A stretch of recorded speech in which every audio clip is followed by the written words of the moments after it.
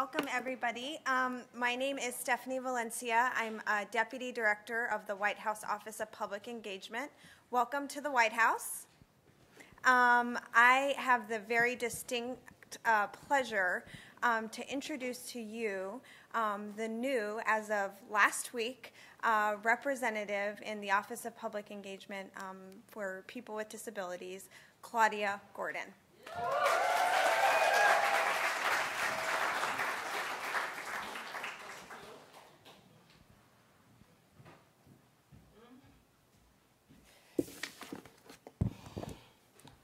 Good morning, everyone. What a great crowd. I see a lot of familiar faces out there. I would like to thank Stephanie for the recent introduction and welcome everyone here today to the White House. We're here to celebrate the 23rd anniversary of the ADA. I would also like to say people who are watching, say hello to people who are watching this live stream online. So hello to everyone. So as you may have heard from Stephanie, last week I began my detail here at the White House. I come from the Department of Labor, and I can see my former boss sitting in the back, Pat Shue, hello.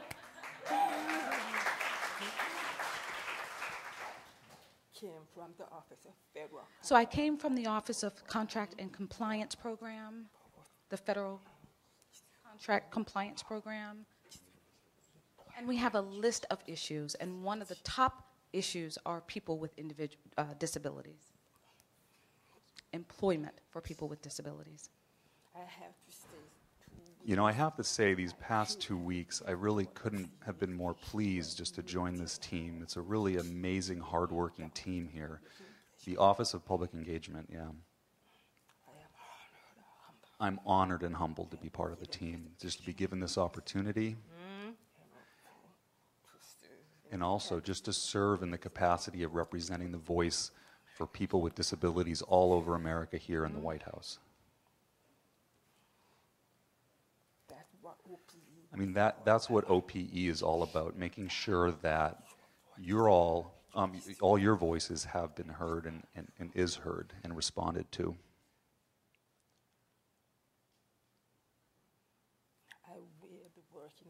I will be working very, very hard just to make sure that you all and your organizations are well represented here during my time.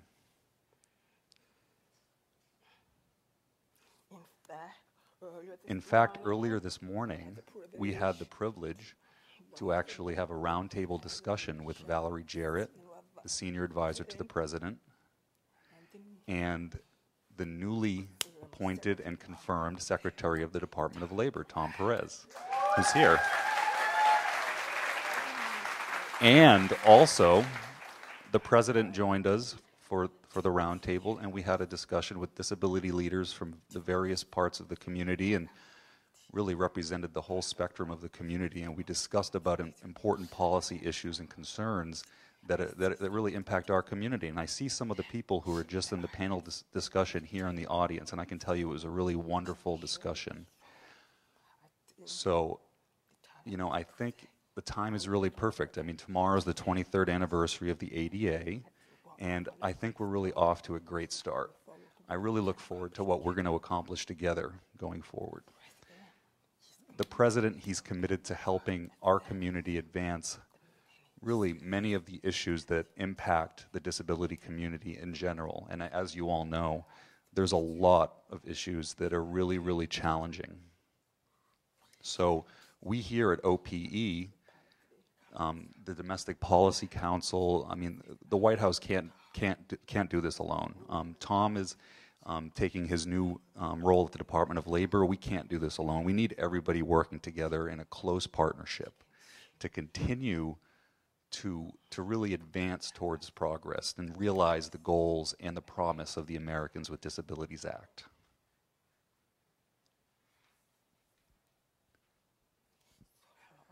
So now I also need to mention, I'm really so excited. My favorite part of today's program is going to be listening from these 8 diverse young leaders who are doing such extraordinary work within their communities. And they're really working to get us closer to that promise of the ADA. So I'm really looking forward to hearing from our panelists today. And now, I'm very honored to have the opportunity to introduce someone who, you know, through the years and through his career has been fighting and fighting for disability issues. And from his days as a young lawyer in Maryland to his years as Montgomery County's counsel, actually, and actually during his time at the Department of Justice in the Civil Rights Division. So, please join me in welcoming the newly confirmed Secretary of the Department of Labor, Mr. Tom Perez.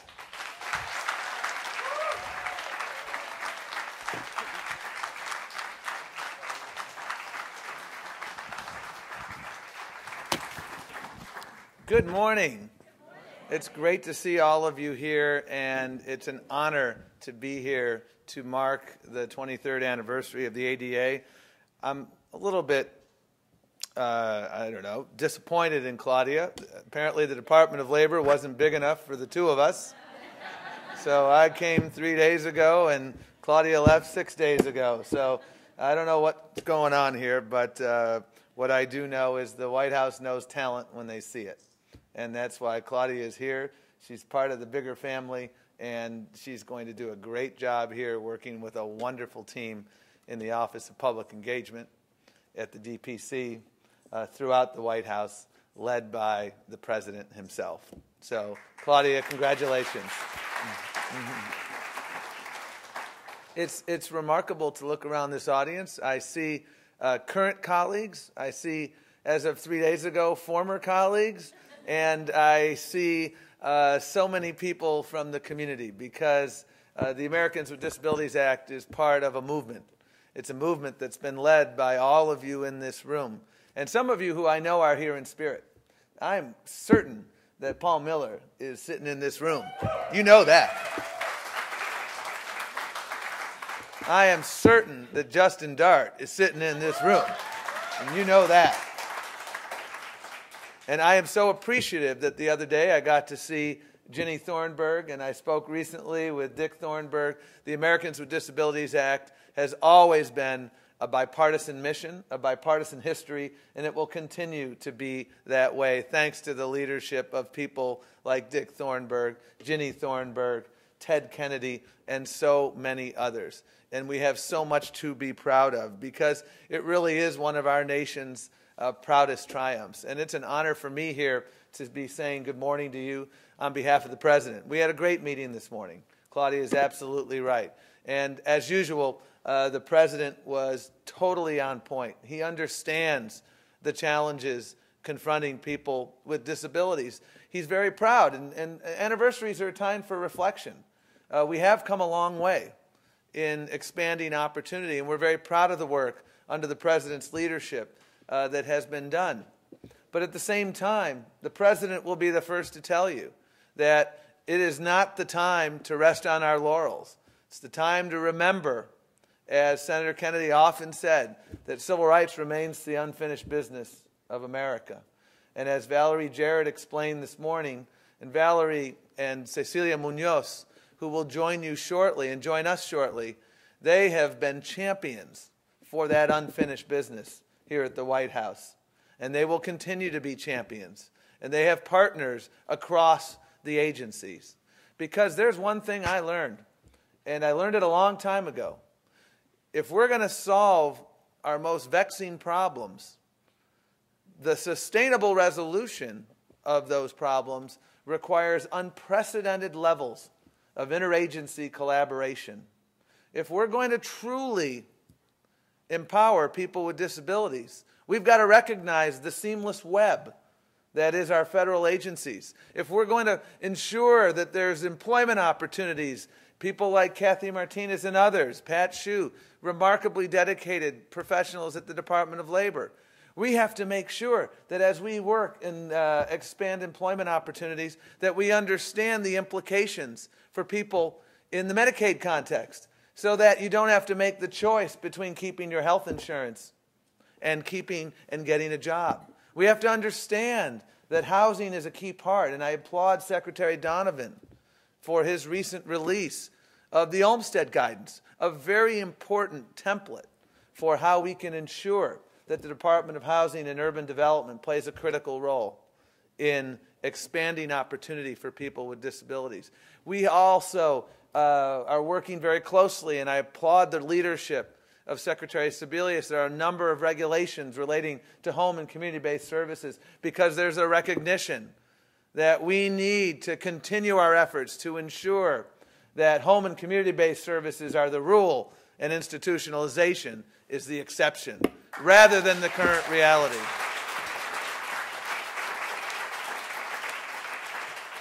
And we have a Secretary of Transportation who is acutely aware that if we don't have transportation opportunities that enable people with disabilities to get to the workplace, then all of this other work is for naught.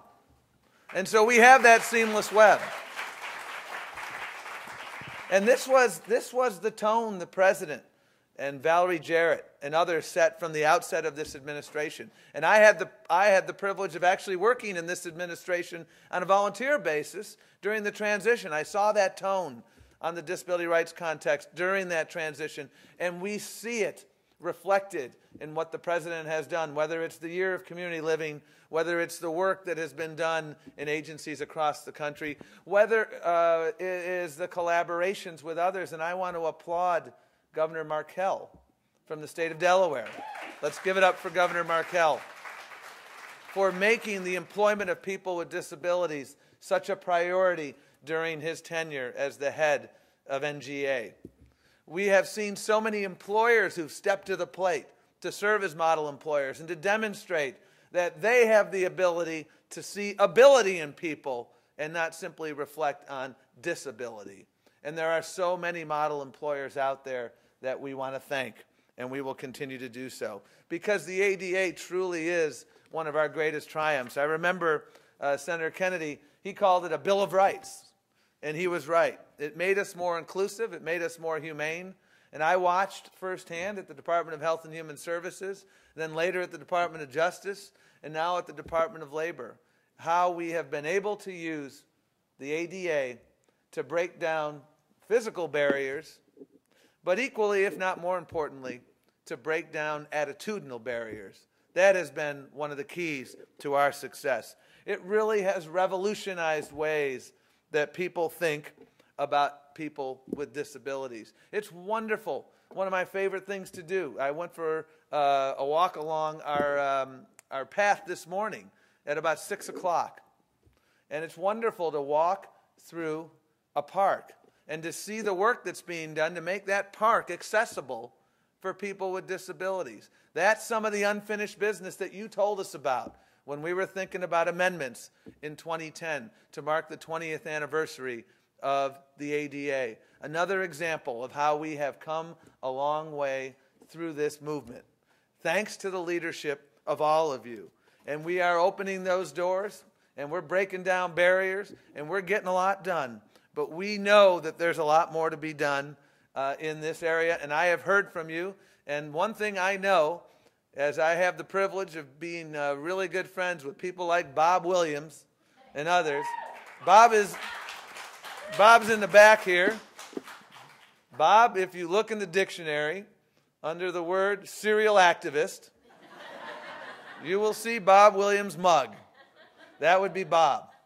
I was sitting with Bob in 1999 at the Department of Health and Human Services the day the Olmstead decision came down. And we were sitting with Secretary Shalala talking about how Olmstead would hopefully be the Brown versus Board of the disability rights movement.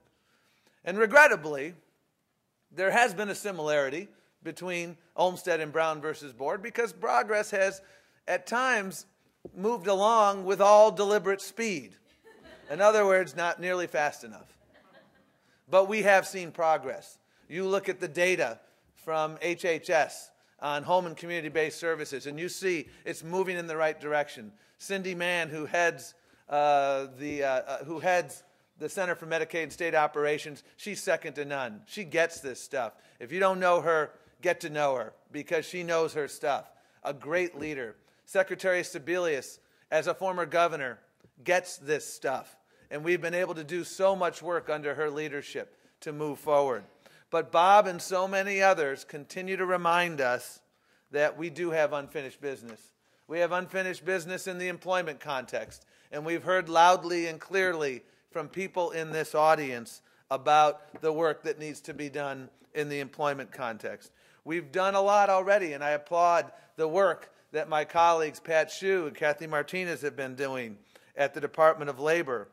They've been so active and so involved, and they are good listeners. And they recognize, like I do, that the ideas that bring about change are ideas that come from the grassroots. And that is why they have done so much outreach. That's why the Disability Employment Initiative investing $63 million to increase the workforce system's capacity to provide job training for people with disabilities. It's about expanding opportunity. Because if I had to give you a one-sentence description of the Department of Labor, the Department of Labor is the Department of Opportunity. That's what we do. We expand opportunity for everyone. And as we mark the ADA anniversary, we are again redoubling our efforts to ensure that every person with a disability has that opportunity to have the dignity of work. I've never met more people in my life than people with disabilities who come up to me and say, I want to be a taxpayer. How many people come up and say, I want to be a taxpayer? But all too frequently, the deck is stacked. If I'm going to take a job, I've got to give up my health insurance, or I've got to give up other supports. And so it becomes Pyrrhic. And as a result, we see the unconscionably high unemployment rates of people with disabilities. And that is why the various agencies in the federal government are working together, I think more seamlessly than ever, more coordinated than ever, working with our partners in the private sector, working with advocates like all of you in this audience, working with academics, working with the business community, working with all the stakeholders to ensure that we indeed expand opportunity. You know, the Labor Department, and a lot of people don't know this, we're an enforcement agency as well. And one of the things I'm most proud of is a collaboration we did recently, and I see Rebecca Bond up there, the new head of the Disability Rights Section. Rebecca, could you stand up from the Department of Justice? Rebecca is a fantastic civil rights lawyer, if I say so myself, and I will. And the Department of Justice and the Department of Labor recently worked together, cracking down on a disability services provider in Rhode Island, revoking all the special minimum wage certifications for numerous legal violations because we met the victims. And I use the word victim very consciously in that case. The investigation found that the company was not paying employees for all hours worked, nor had they determined the appropriate wage for each hour as the law required. And so the Labor Department, working with the Civil Rights Division, we were able to negotiate a first-of-its-kind agreement with the City of Providence and the State of Rhode Island to ensure that people receiving employment and support services could do so in an integrated community setting rather than in segregated programs. Remember, you know, Olmsted is not just about where you live, it's how you live. And that is a key. And that's why employment is all about how you live and how you can realize your highest and best dreams. Housing is all about where you live and how you can realize your highest and best dreams. And that is what we continue to do in the Olmsted decision. And so I mentioned that not only are we doing work in partnership with Department of Labor and Department of Justice, but you saw recently the Department of Housing and Urban Development issuing new guidance encouraging public housing agencies and other HUD-assisted housing providers to work with state and local governments to increase integrated housing opportunities for people with disabilities. That was a very important statement, and I met personally a number of times with Secretary Donovan. His commitment to this is second to none, and he looks forward to working with people in this room to make sure that that guidance isn't just gathering dust, but that guidance becomes an impetus for further reform and further progress. And that's where we need your help. Because I'm 3 days on this job. I was in a meeting Monday. I had the privilege of being in a meeting with the president, and somebody in the room said, well, Mr. President, you know, this is my 7th day on the job, so my insights may be limited. To which I said, well, you've been here 7 times longer than I have, sir.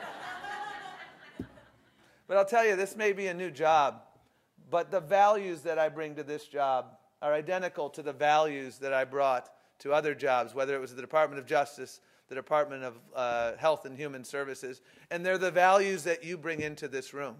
The values of inclusion, the values of expanding opportunity, the values of ensuring full integration. Because I want everybody to be able to realize their highest and best dreams. I want to make sure that we continue to strive for excellence in the employment of people with disabilities. I want to make sure that we strive for excellence. We've made so much progress on the Olmsted front as an administration, but we know that there are still all too many kids. Look at Florida. There are all too many adults, look virtually everywhere, that want to live in community settings but still cannot due to unnecessary barriers that we will work collaboratively to break down. I'm particularly excited as I begin my new job, as I mentioned before, to be working with Kathy Martinez in the Office of Disability Employment Policy, because I saw it from afar, and now I get to see it up close and personal. And we're working hard to make sure, through, for instance, the provision of technical assistance to 33 states, helping them to promote integrated employment as the first choice for job seekers. So as we do these individual cases with Rhode Island, we have another entity in the federal government working with other states to make sure, hey, this is this agreement. Do you want to be Rhode Island and be sued? Or do you want to be at the forefront of reform? That's kind of the choice. And I think through those carrots and sticks, I think we can move forward. And I'll tell you, as we move forward and talk to states and talk to employers, we're finding that there is a remarkable receptivity. And so I approach this enterprise with great optimism. My colleague, Pat Hsu, is doing remarkable work and has been a champion at OFCCP for people with disabilities, because she, like I, believes that people with disabilities want to work and are able to work. They want to be independent. They are independent and want to be self-sufficient. They want to pay taxes. They want to be part of the economic mainstream. They want the feeling of pride and purpose that comes with waking up every morning, performing a job, having the dignity of work, and earning a paycheck at the end of the week. That's what it's about. So I am thrilled that we've made progress, but I am ever mindful that we have a lot of unfinished business. And we're going to hear from remarkable champions of change today, because they have done so much to inspire all of us. And I am so inspired when I meet them and learn their stories. And I'm looking forward to having you meet them and learn their stories. But before we go to them, Claudia is going to come up and introduce a couple more special guests that are here, hopefully, to say hello to you today. Thank you so much, and keep up the great work.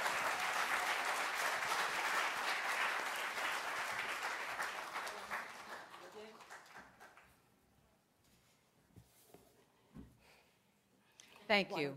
Thank you. What a great secretary we have in place. I'm looking forward to everything that is to come under his leadership. We have an amazing champion in him. I mean, don't you agree? Absolutely. I mean, we couldn't ask for a better representative. I'm thrilled. I know you're thrilled. And at this time, it gives me great pleasure to introduce Miss Valerie Jarrett.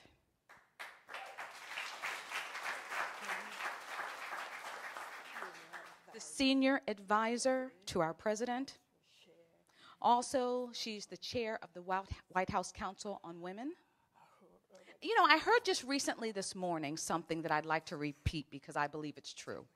Someone said earlier today that Valerie is the energy, the engine. She is the engine behind this movement. this movement that carries us forward during the Obama administration, and we are certainly proud of her.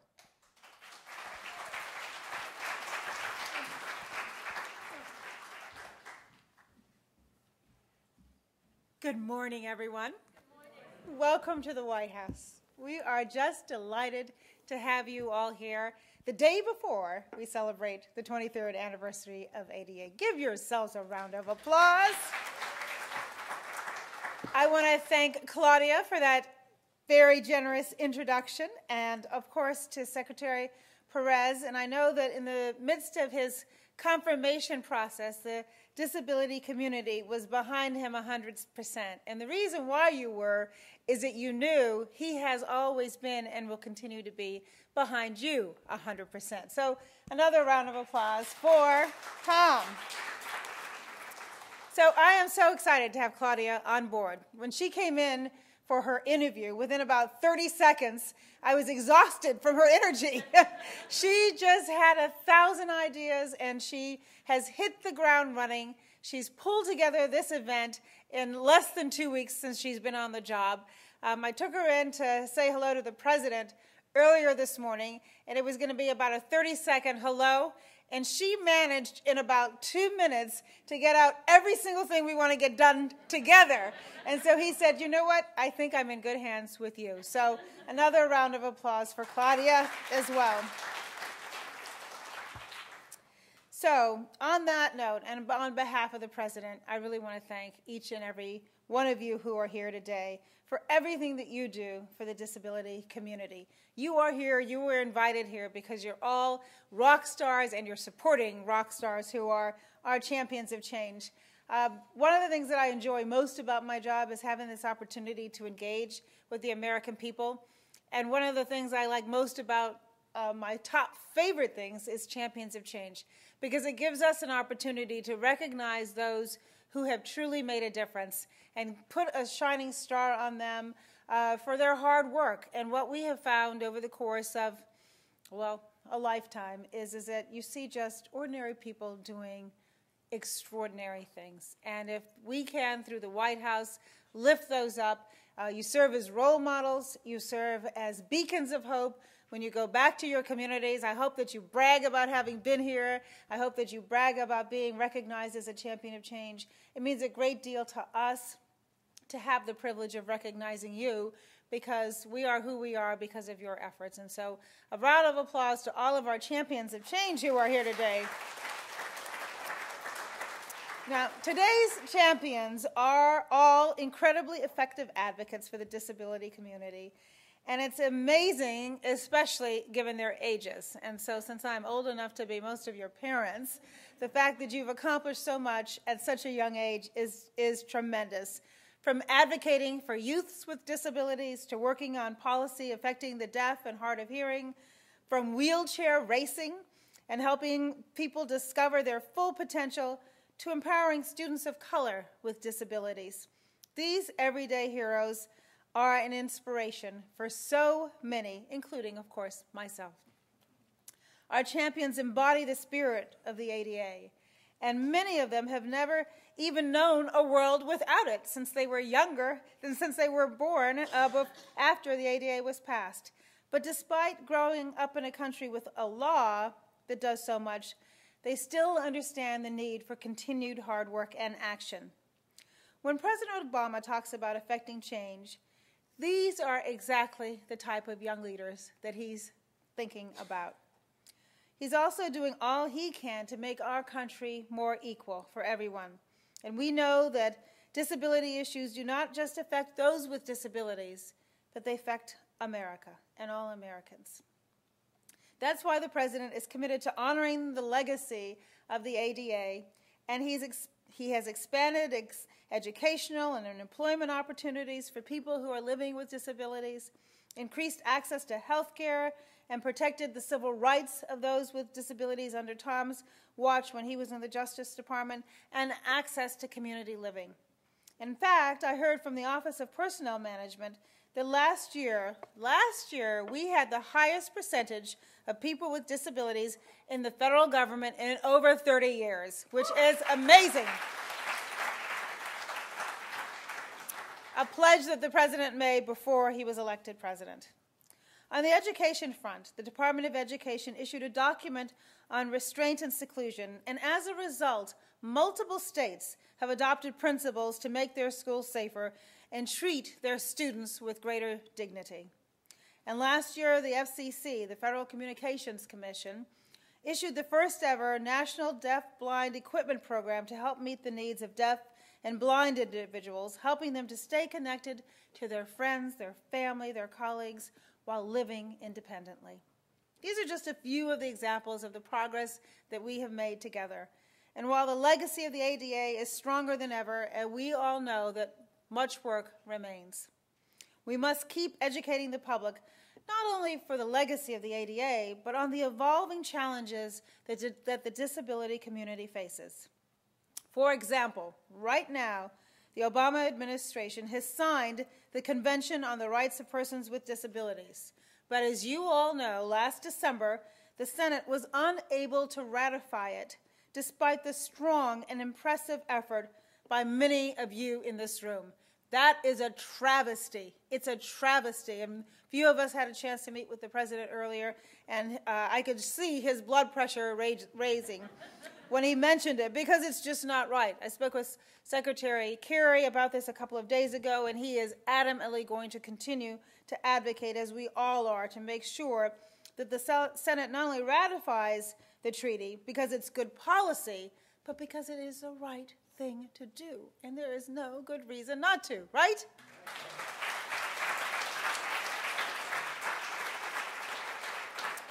When the ADA was signed 23 years ago, President George H.W. Bush, Senator Tom Harkin, and Senate Minority Leader Bob Dole, whose birthday was just this week, exercised true visionary leadership. Bipartisan reform was and still is possible, and it benefits all Americans. That's what we are hearing when we travel around the country. They want to know why the elected representatives can't focus on what's important, and that is the American people.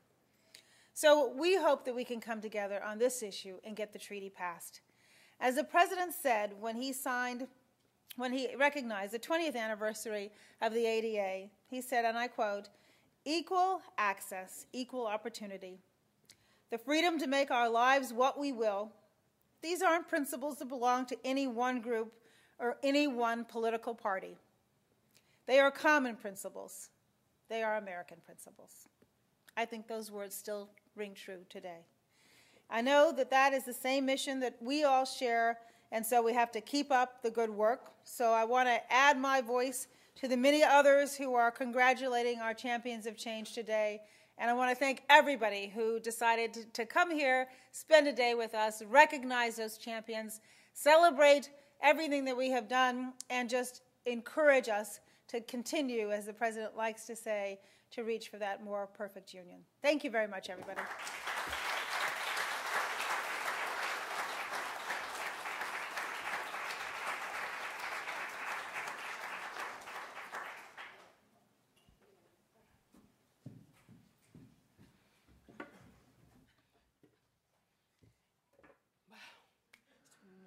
Wow, so now I'd like to turn it over to another really important individual here, especially in regards to our community.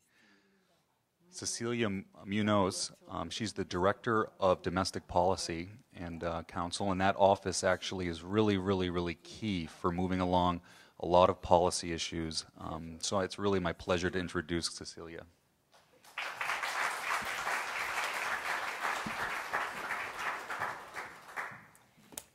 Thank you, Claudia. And happy ADA anniversary, everybody. I'm super proud and excited and especially inspired to be here with all of you, and especially to be in the presence of our champions of change. While it is a wonderful thing to be honoring you and to be lifting up the work that you do and everything that you do and everything that you represent, I will make a small confession, which is that we get so inspired by doing these events. You have no idea how much inspiration it gives to the White House staff to have you here, to have the chance to learn about what you do, and to be inspired by your example. So really, Thank you for that, especially because this is kind of what gives us the energy to do what we do.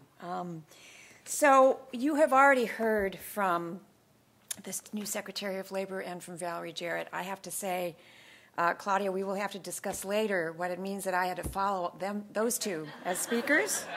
You've definitely put me in the hot seat. So, everything I was going to say about the federal government's commitment to making sure that we lead the way in hiring people with disabilities, Valerie has already said.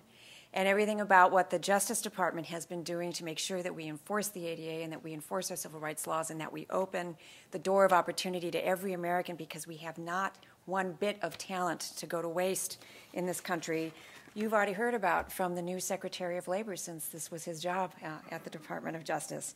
But can I just say, how glad are we that Tom Perez is the Secretary of Labor?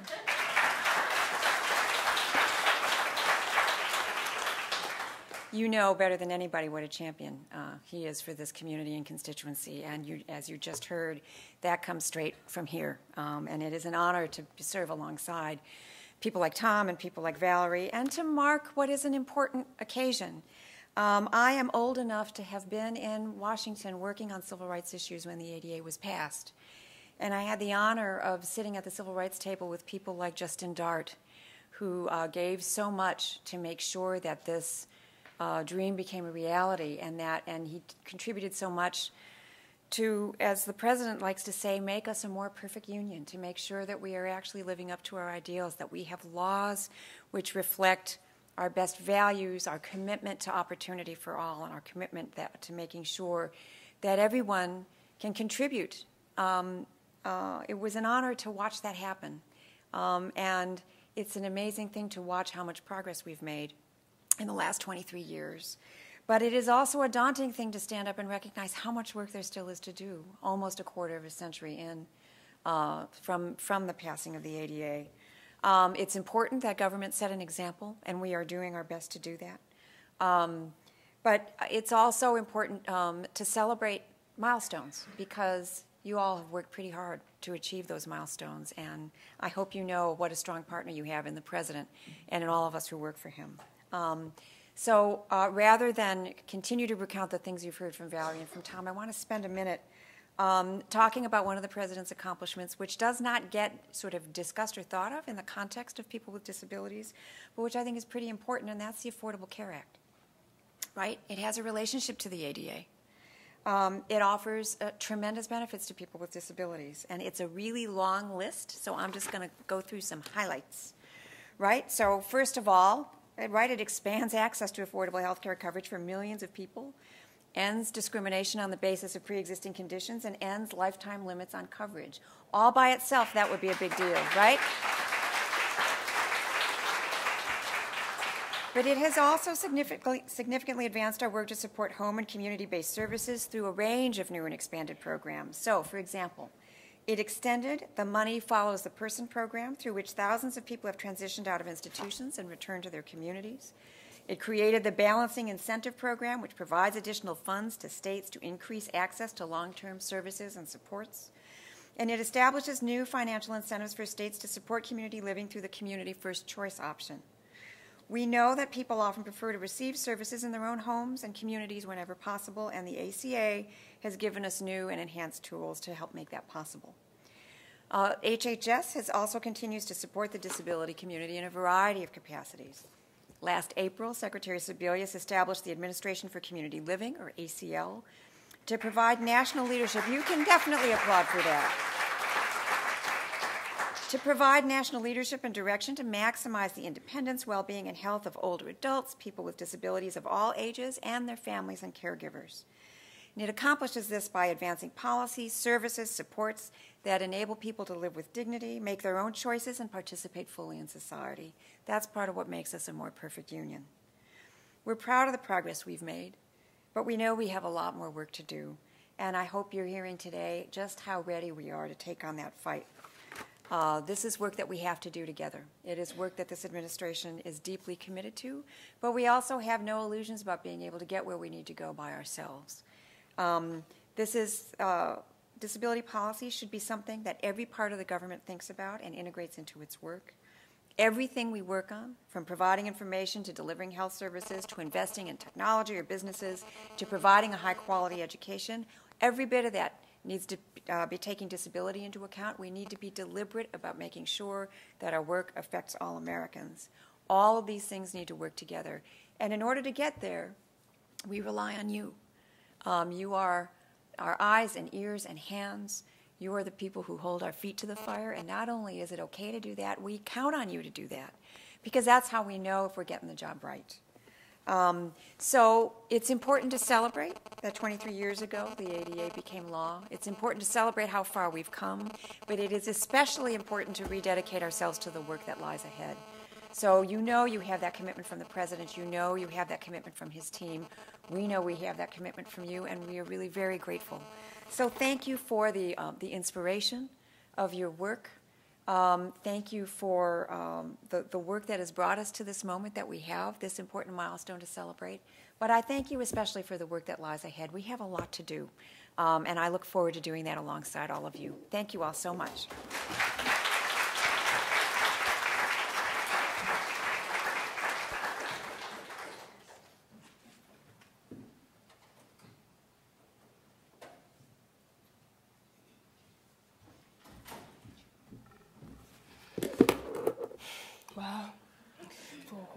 Wow, so hopefully, well, hello. So hopefully these remarks really demonstrate to everybody in the room the commitment and the work that we've accomplished so far on behalf of the disability community at large. Obviously, there's a lot more that remains to be done. It's really very fitting that we're going to take the rest of this time, this morning actually, just to focus and really just put the spotlight on these champions of change. And I have to briefly say, for me, it was really an easy decision to decide to use this opportunity to honor and recognize these young leaders, because as a young leader myself in the past, my mentor, one of many actually, one of my most honored and champions is Justin Dart, and he really knew the potential. Knows potential when he sees it. It doesn't matter, young or old. He recognizes potential, and he saw that in me. And, typically young leaders tend to be in the background. The older leaders tend to kind of lead the way, and they're the ones that people see, and that you don't really see the people in the background. But Justin Dart wasn't like that. He put me all the way in the front. So today, that's what I wanted to do. I wanted to, well, really, we have such great youth leaders here, and I'm a disability liaison in my office, and we have a tremendous amount of liaisons. So before we start, I want to just turn it over for a few remarks from Ronnie Cho, and he's my colleague in the Office of Public Engagement, and he's the Youth Alliance liaison.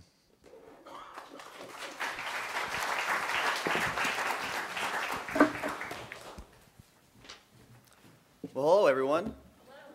It's a pretty good-looking group here, I would say. I've seen a lot of groups, so I'm not just saying that. My name is Ronnie Cho. I work here at the Office of Public Engagement, and I serve the President as his liaison to young people. Now, we generally define that as folks under the age of 35, so I hope no feelings are hurt that you're not my... It was actually 30 until I turned 30, so I moved it up to 35. So. It's a second term. So, but I am delighted to be here to join you and to celebrate, a milestone in an important piece of legislation that is very much true to the spirit of what this country is about: opportunity, about access, equality.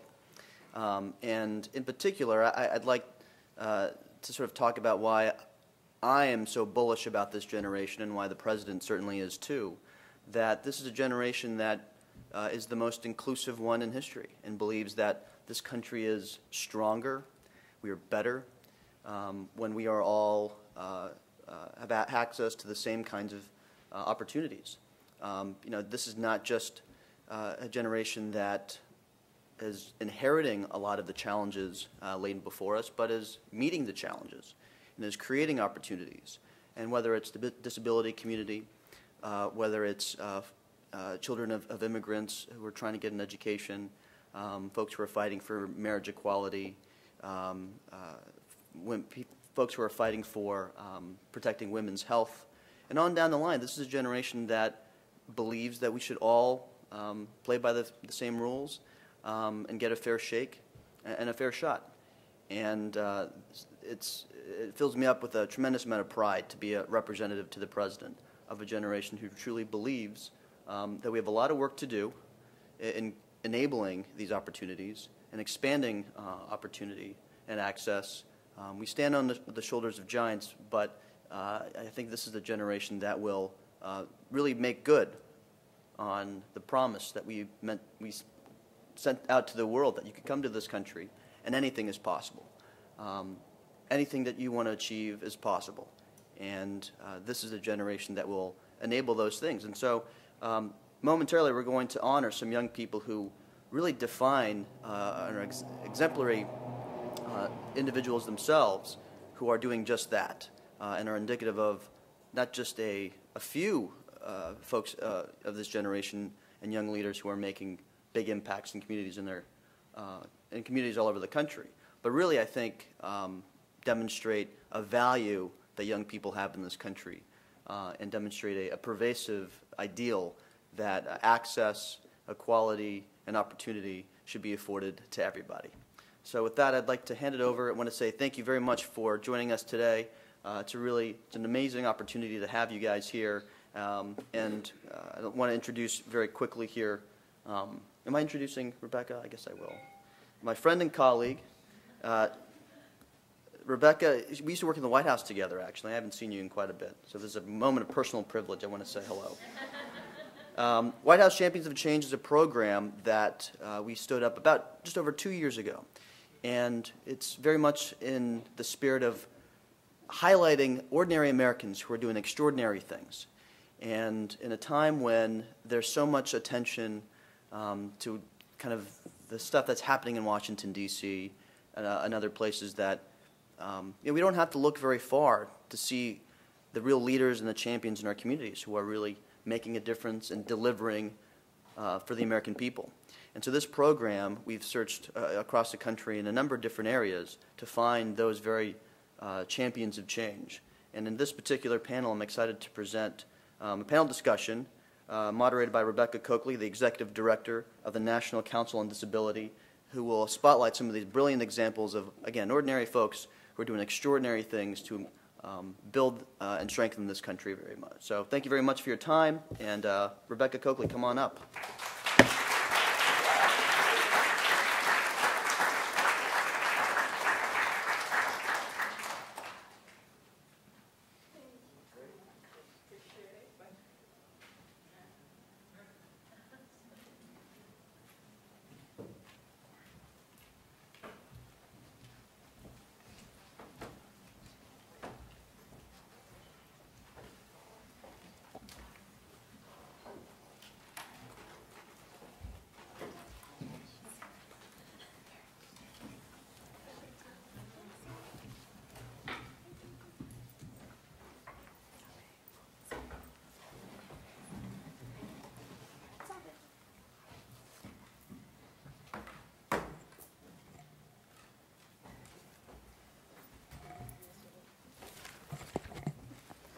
Hi, everybody. Welcome to the White House.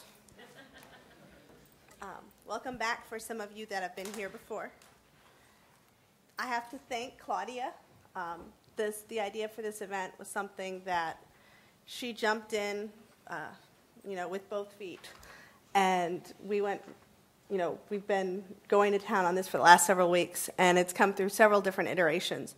And I think one of the things that was most important was this panel, and this panel never changed. This panel was always about figuring out how we empower the next generation of Americans with disabilities and give them a chance to come and speak. The hardest part was picking the champions, and I am honored to be sitting up here with all of you guys. You guys are amazing. You heard it yourselves from the conversations that you had with Secretary Perez, and from Valerie and from Cecilia. You guys are here because you deserve to be here. Because you're doing amazing work. And so let's start off first by having each of you give yourselves a brief introduction, say who you are, say where you're from, and what you're working on. All right. My name is Dr. Anjali Forber-Pratt, and I wear multiple hats. I am a Paralympic medalist in the sport of wheelchair racing, an international adoptee, a researcher, an athlete, and of course, a champion of change.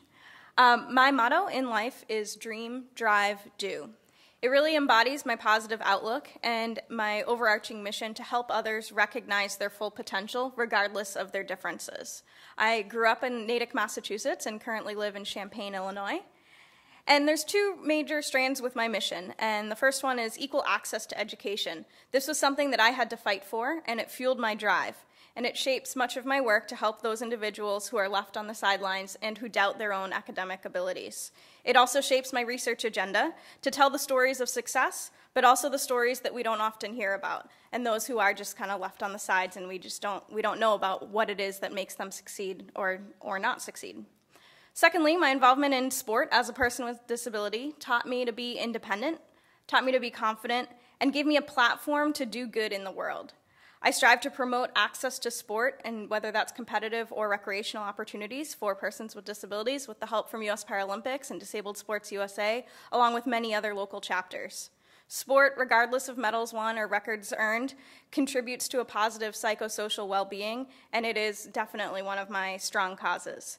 It all takes a dream, a drive to make it happen, and ultimately to go out there and do what you set out for. So thank you for having me here today.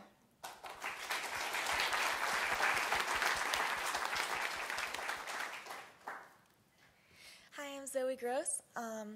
I am currently the Patricia Morrissey Disability Policy Fellow at the Institute for Educational Leadership.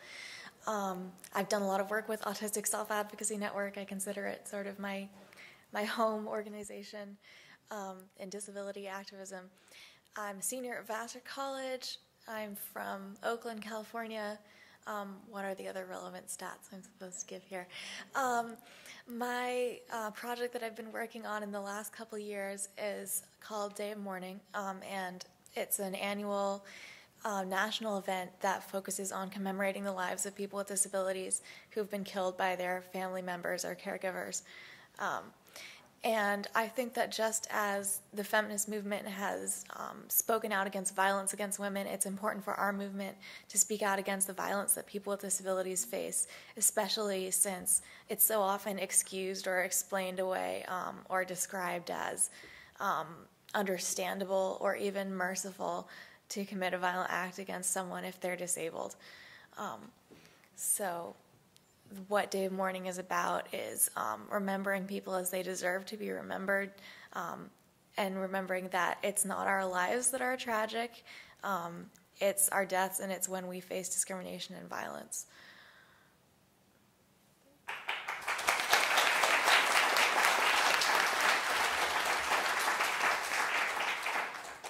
Hello, my name is Desiree Moore. I'm from Long Island, New York, and I am from Youth Power, which is a New York statewide network of young people who have experience in disabilities and cross systems, and I am the Long Island Regional Youth Partner. So I have the honor to be able to increase youth voice and youth involvement throughout Long Island.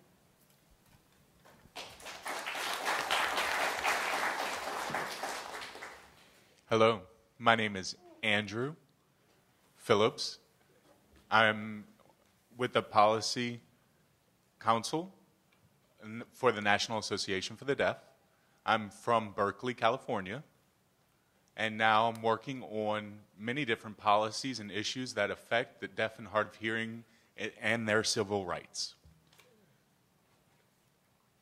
I'm going to Congress often to advocate for the rights of deaf and hard of hearing people. Also, I work on a lot of rule makings in different federal agencies, like the FCC, DOJ, and several others. My goal is to see more equal access for deaf and hard of hearing people wherever they are.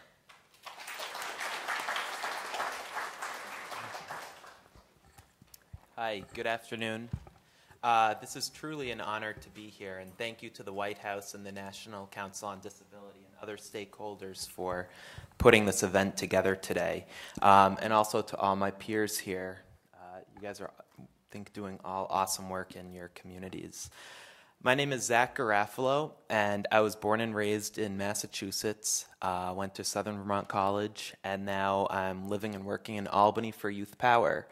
Youth Power is a cross-systems disability advocacy organization that brings the voices of young people to New York State officials. We do a lot of work to ensure that all people have a voice and choice in their service planning and treatment delivery. Initially, with Youth Power, I built the Ready to Achieve mentoring program with the support of many people. But RAMP is a high-tech, career-focused mentoring program for young people who are at risk of entering the juvenile justice system. More importantly, though, it connects these young people to careers so that they can transition into either continued learning opportunities, into the workforce, and ultimately become productive members of society. It's pretty cool. We pick young adult and young professional and college-aged mentors who these mentees can look at and say, I can be you someday. I don't need to necessarily be on this same path. So that's what I'm doing now. So thank you very much.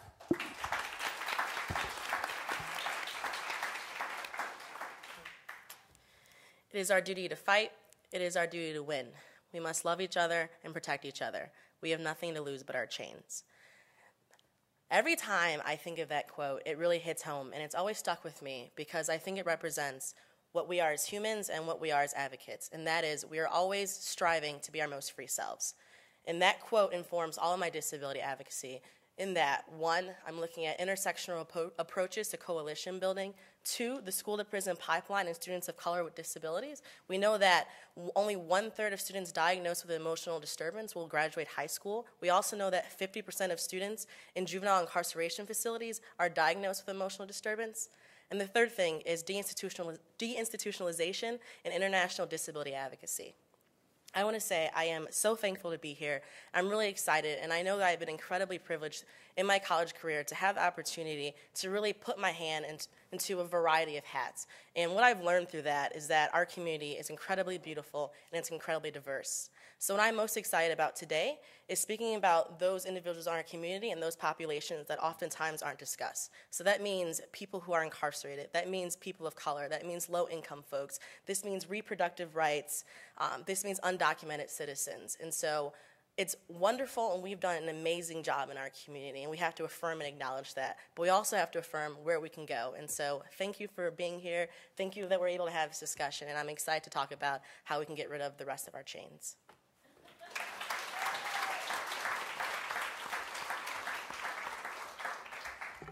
Hi, my name is Anupa Iyer. I just want to start off and say that I'm really honored to be a champion of change and to be considered an emerging leader in the disability community. But to be honest, this was not something I had ever intended because I'd spent a large part of my life trying to find ways to hide my psychiatric disability. I hid my disability because I didn't want to be treated differently by my employer, potential employers, and coworkers.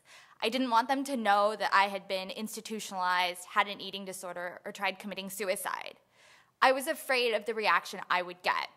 And in a way, it was valid, because one time when I asked for an accommodation at work, I was called crazy afterwards.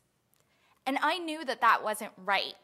And that's why I went to law school, to fight for the rights of people with psychiatric disabilities. 1 in 4 Americans have some form of a mental illness, yet for some reason, we don't talk about it. And that's because of the stigma that surrounds psychiatric disabilities. Stigma holds us back, and as a woman of color, I have found that we experience stigma from 2 sides, that from society at large, and that from within our own communities. I was shocked to learn that Asian American teenage girls have the highest rate of suicide. And stigma prevents us from accessing services, and stigma reduces the effectiveness of the laws that are designed to protect us. The way I see change is by having an open conversation about mental illness.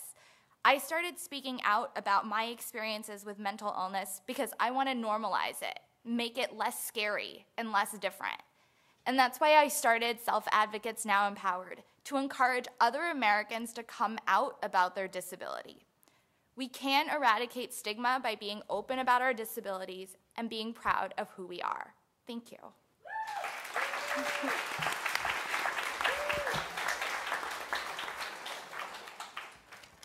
Hi, I'm Lydia Brown. I hate introducing myself because I'm always like, what do I say? This is horrible. This summer, I am privileged to be part of the American Association of People with Disabilities internship program. I'm actually interning at the DC Public Defender Service, which is the best public defender service in the country, according to the Attorney General anyway. I think his opinion counts. And this fall, I will be returning to the Autistic Self-Advocacy Network. Zoe mentioned earlier, I had been an intern there for about 1.5 years, and I'll be returning there as staff. So that will be a lot of fun, and I'll enjoy being able to continue work there. My background is that I initially became involved in disability advocacy through the autistic community, and that was because I was very interested in the intersection of issues related to the criminal justice system and issues affecting the autistic community and what happens when those collide. And since in the past 4 years, since then, I have grown to care much more about much more than about my own community, because I have learned that justice for one of us cannot be accomplished without also advocating for justice for all of us. And so, like Kaite, my focus is on an intersectional understanding of and advocacy for translational justice across our communities, across an intersectional understanding of what it means to be marginalized and to be multiply marginalized. And so I am very glad to be able to be part of this panel, to be able to represent a multitude of communities that I belong to, and to be able to learn from and share with my many wonderful colleagues who are here as well. So thank you all very much.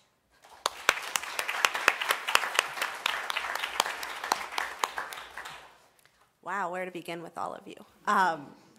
It's an intimidating crowd, I must say. What we're going to do is I'm going to pose a question, since there are 8 of you, pose a question to probably 4 of you at a time. And so the first question I'm going to pose to Zoe, Andrew, Kaite, and Lydia. And that question is, what do you think has been your biggest sort of obstacle in your leadership path, and how have you worked to turn it around? Okay, I'll take this one first. My biggest obstacle has definitely been the perception that people with disabilities aren't effective advocates for ourselves, and that we need other people to be advocating for us. Especially as someone with a developmental disability, self-advocacy is not often recognized. A lot of the time people will say, we're doing a disability thing and we have the perspectives of parents, family members of people with disabilities, we have doctors here, we have researchers here, so we've got everyone, we're all good. And then it's our job as people with disabilities to sort of put our hands up and go, I think you forgot us. No, come back. We have things to say too. So definitely my biggest challenge has been trying to promote our relevance in the things that are about us, because we get overlooked a lot. And sort of chasing after people being like, hey, you're talking about me, I want to be in on this. Sure. I agree more with what y'all were saying. Often we face many challenges in people who themselves have attitudes about people with disabilities. For example, often we want to see the opportunities, but people tell us, no, we can't do that. Or even in supporting position, advocacy roles, describing to people about the hard of hearing and disability people and why they would need them. They say, no, we don't need that. We know what we need. And I hear that over and over again. Even sometimes the attitudes related to how important our issues are. I'm sure with everybody's disability self that they can advocate for themselves for change, to see change. And they say, oh no, later, we don't have the money right now. It's not really all that important. We have many other things to do. We don't need that. And I hear it over and over again. And we face that challenge, and we'd like to change that challenge. To be assertive and show my ability and explain my rationale in recruiting, and that is important to recruit other people to help advocate for us. But the situation still stands that, deaf and hard of hearing community, we want to go out, we want to see the whole community. And they don't understand what one community is to the other. They pity us. They excuse us on an everyday basis in the hearing world.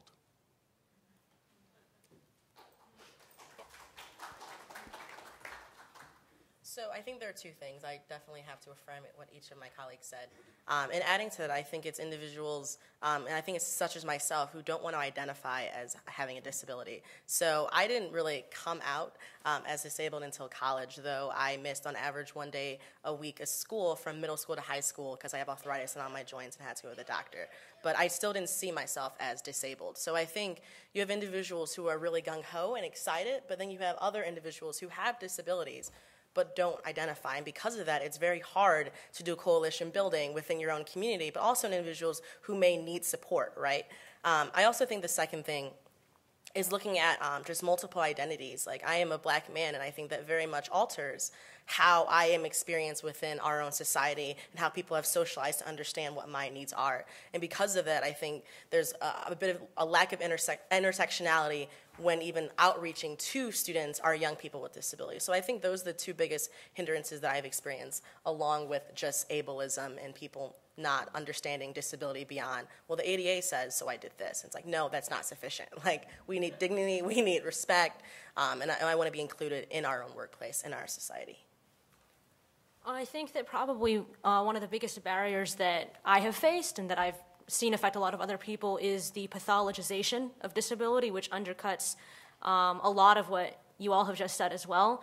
So the idea that disability is pathology, and therefore any characteristic associated with disability, such as moving in a way characterized by disability or communicating in a way characterized by disability, behaving or thinking or learning in any way that is associated with being disabled, is evidence of disease or deficit or disorder, and that therefore we should be pitied because of that, because we are afflicted by these tragic diseases, sarcasm, or that we are incompetent and incapable of intelligent thought or reason, or incapable of having anything to express whatsoever, let alone anything meaningful on the policy level, because obviously we can't think, sarcasm, or the entire idea that Kaite was just addressing as well in his remarks, that as disabled people, we don't grow up with a politicized identity because our history is not taught in school. I had never heard of the disability civil rights movement until I was halfway through college. I'm still in college now. I don't think I mentioned that in my introduction. Oh well. The idea that we are brought up not knowing that such a community exists. If you grow up knowing or suspecting that you might be queer, even if you grow up in an incredibly homophobic home, in a community where it's not safe to come out at all, and even if you decide that it's still not safe to come out when you're in college, you're generally aware that there is such a thing as a queer community, that there is such a thing as organizations supporting your community. When you grow up disabled, you don't know that those organizations exist. You don't know that there's a history, you don't know that there's people, you don't know that there's such a thing as a disability community, and so you don't have the choice to decide if you want to become part of that, or if you want to come out, because you grow up being told that disability is just illness. It's just something that's wrong with you. It's just a medicalized thing that has to be treated and fixed, and you are taught compliance as ethics. And so if that's how you grow up, of course we're not going to be able to build coalitions, because other communities, other marginalized communities will buy into the same ableism that we'll also internalize. And so because of that, that's a barrier to being able to form a coalition, because if someone says, well, I'm not disabled, I don't want to be associated with that word because that word means incompetent or unable, well, then of course we've got a problem there. And so it is that very much that attitudinal barrier that's got to change.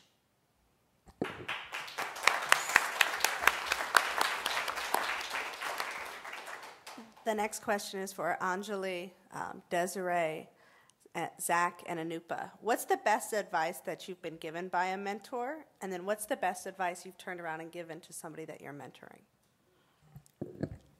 All right. Well, I would say the best piece of advice that I received from one of my mentors, who's actually here today in this room, when I was doing some development work in Ghana, and you're just kind of in the trenches, I was working to help to develop Paralympic sport programs in Ghana.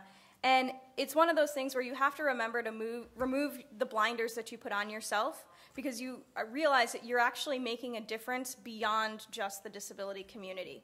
When you are a fire starter and when you are a champion of change, it's so easy to realize, to get overwhelmed and not realize the full potential of the change that you're instituting. So that's the best piece of advice I received. And then the flip side to that is the best piece of advice that I've given to many of the young athletes that I mentor, young individuals with disabilities and adults, is just that obstacles are just opportunities in disguise. And it's just something important to remember as you move forward in achieving whatever your dreams are.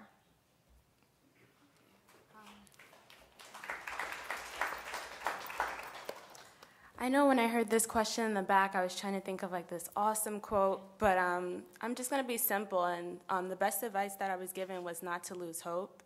And the advice that I gave someone else was, in Long Island, we have a presentation called Spreading Hope Through Sharing Our Stories, where we go around Long Island and share our stories with young people who have disabilities, who have experience in cross systems, to, one, bring awareness that they're not alone and it's okay to be unique, and also for other people to hear the stories and see what it feels like to be in the system. So that's the advice that I give people.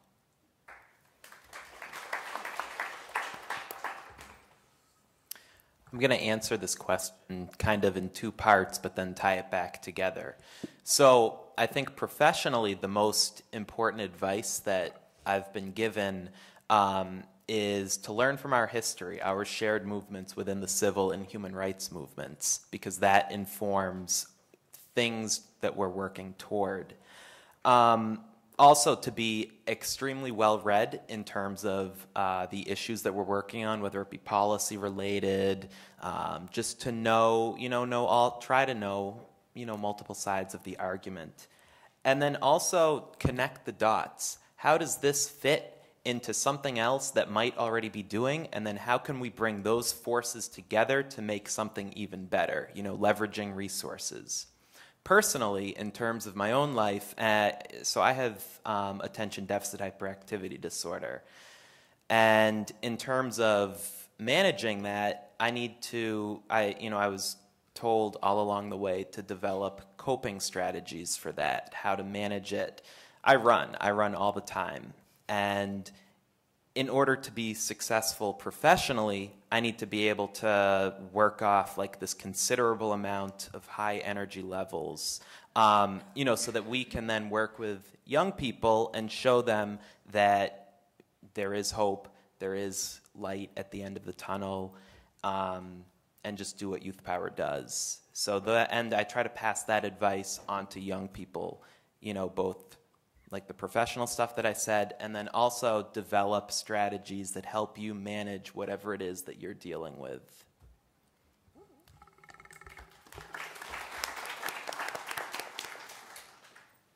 So in my case, it's not really advice. One of my mentors who's here today, it's actually an opportunity. And I think so often in our community, people with disabilities are kind of, as Lydia and Kaite have said, are written off. And as Secretary of Labor Perez said, employment is so important. And for me, employment is what keeps me going and helps me battle with my psychiatric disability. And when I came to DC, I was given the opportunity to work with some amazing people, as Commissioner Feldblum being one of them at the EEOC. And having someone like her believe in me and give me that chance to go and work for her made me believe in myself. And so I would say that having a mentor who understands you and works with you and wants you to be your best self, I think that is so important. And for people I mentor, I tell them to not give up hope, because when I was in the hospital, I was told that I would never go back to school, I would never have a job, and I would never be independent. And I proved them wrong. So anybody can do what they want.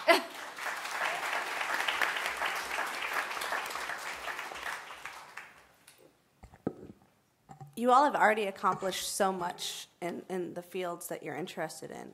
I'm going to ask Zoe, Andrew, Kaite, and Lydia, can you guys give us an example of an outlying project or a dream idea or something on your bucket list that you'd really, like, what is your Eleanor? What is the thing that you're still waiting to get to and accomplish? Oh my gosh, there's a whole bunch of things that I'd like to work on. I think one of them is definitely looking at how disability is covered in the press and in news media.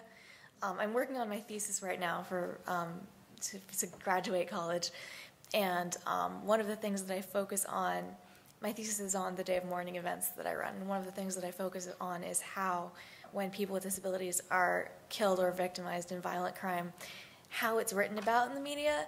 And even in articles that are supposed to be neutral, there's a tone of great sympathy for someone who would make the decision to kill a family member who is disabled.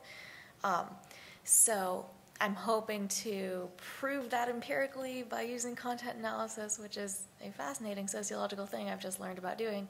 And yeah, and then I'd love to develop that into a bigger project, looking at how disability is represented in news media, and in journalism, and looking at how the representations of disability can be made more complex, more realistic. I feel like often stories get superimposed on us, like the stories that everyone knows, you know. This person is disabled and we're very sad about it. This person learned to walk and it's inspiring, even if like what they'd rather be doing is like playing, I don't know, wheelchair basketball or something. So I would like to see more journalism that is focusing on how people with disabilities are actually living our lives instead of the sort of cultural memes that get put on top of us, because we don't really fit in those boxes.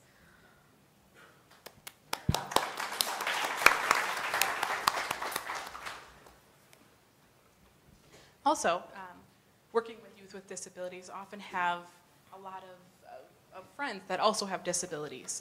And for example, with myself, there's a lot of folks that are my age that have graduated from college and have gone out into the working world. And a lot of people are finding it hard to find employment. And so I think that that comes across with a lot of people looking for jobs. And so we find that with people with disabilities, it's even harder to face that discrimination in the workforce. I've seen that a lot of my friends have actually had to leave home and leave college without having jobs, not able to buy a home or a car, not able to go forward with having a family, and just young people not having a job. So here, with the National Association of the Deaf, we've really done a lot to focus on employment for people that are deaf and hard of hearing. And we're working very hard to set up centralized funding for accommodations for people with disabilities. And often that there is a responsibility on the managers to make sure that those accommodations are provided in terms of hiring and other types of access is provided. And so as we work through that, we want to make sure we're providing opportunities to reduce that discrimination through funding.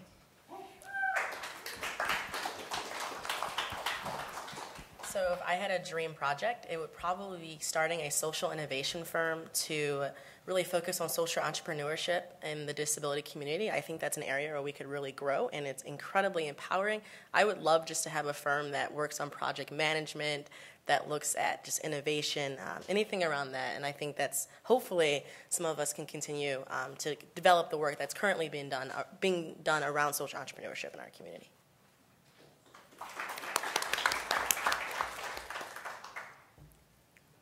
I have to pick one. Okay.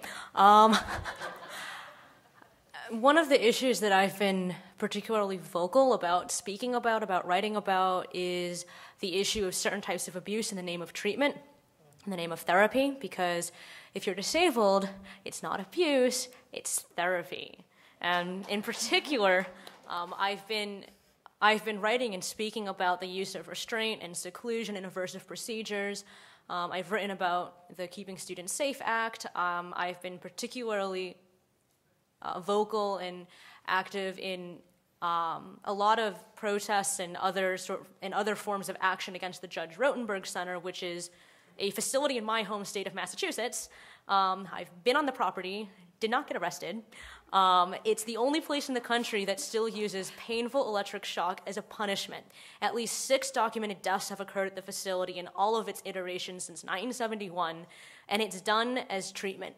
It's done as treatment to enforce compliance with arbitrarily defined standards of normality, and it's done simply because it's inconvenient to be around people who are disabled. It's done in direct denial of the violation of it's a direct violation of the right to be disabled. And while the JRC is certainly not the only facility in the country or the only program in which horrible torture is practiced on disabled people, many times leading to the deaths of disabled people, such as the Government Accountability Office and the National Disability Rights Network have documented in their own reports, this is something that continues to happen. And while we've made a lot of progress since the time that the ADA was passed, and we've made a lot of progress since the time of Ed Roberts, there's still a lot of work to be done. And these facilities are still open, these programs are still running, and the tactics that they use are still upheld and treated as normal and acceptable just because we're disabled. So obviously, it's treatment. That was sarcasm. Just to be clear.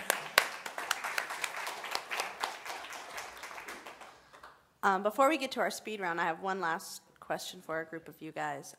For Anjali, Desiree, Zach, and Anupa, I want to ask you guys, we've heard a lot of different public policy issues brought up today, both as a response to the meeting that was had with the president this morning, and just because it's ADA week, which somebody actually said to me was disability prom earlier. We've heard conversations about CRPD, we've heard conversations about Section 503 of the Rehab Act, but I want to hear from you guys. What do you think are the biggest public policy issues facing the disability community today? Because it might be different. I'm hoping it might be somewhat different than what we've been hearing so far. For me, I think some of the biggest public policy issues that we're facing is to continue to improve inclusion for individuals with disabilities into sporting opportunities. We're starting to get there, but we're not there yet. There's a lot of education that still needs to take place so that coaches and high school staff and middle school coaches and things like that aren't afraid to include an athlete with a disability on their sport teams and are really going to be able to help to make that as more of a seamless integration. We're starting, but we still have a long way to go, and the policies are just starting now, and so we've got more work to do.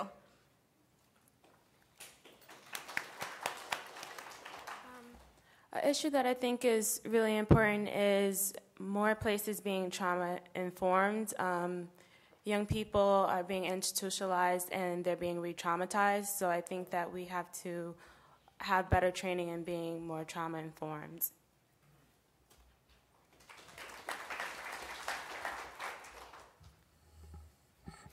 I think it's very important that, so you have these various entities that provide care to people with disabilities.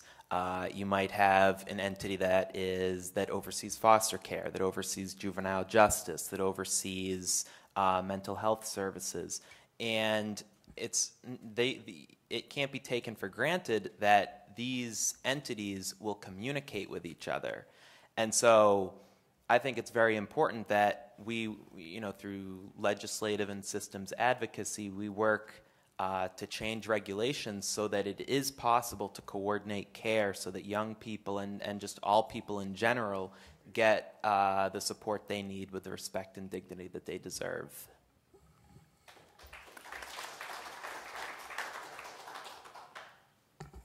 So I have 2 things, one of which is going to be kind of repeating what other people have said already, but employment. don't think that we can be full citizens if we are not able to work and contribute and give back to our communities. But the other thing is, in terms of policy, is how policy is formed. I think someone else on the panel had mentioned that a lot of policy, especially here in Washington, is decided by people.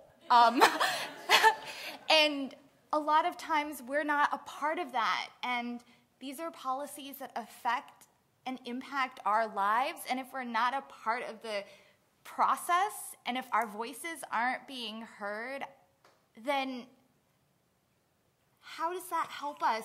How is it representing us as citizens? So I think we need to be more involved, and we need to be advocates going out there and making change.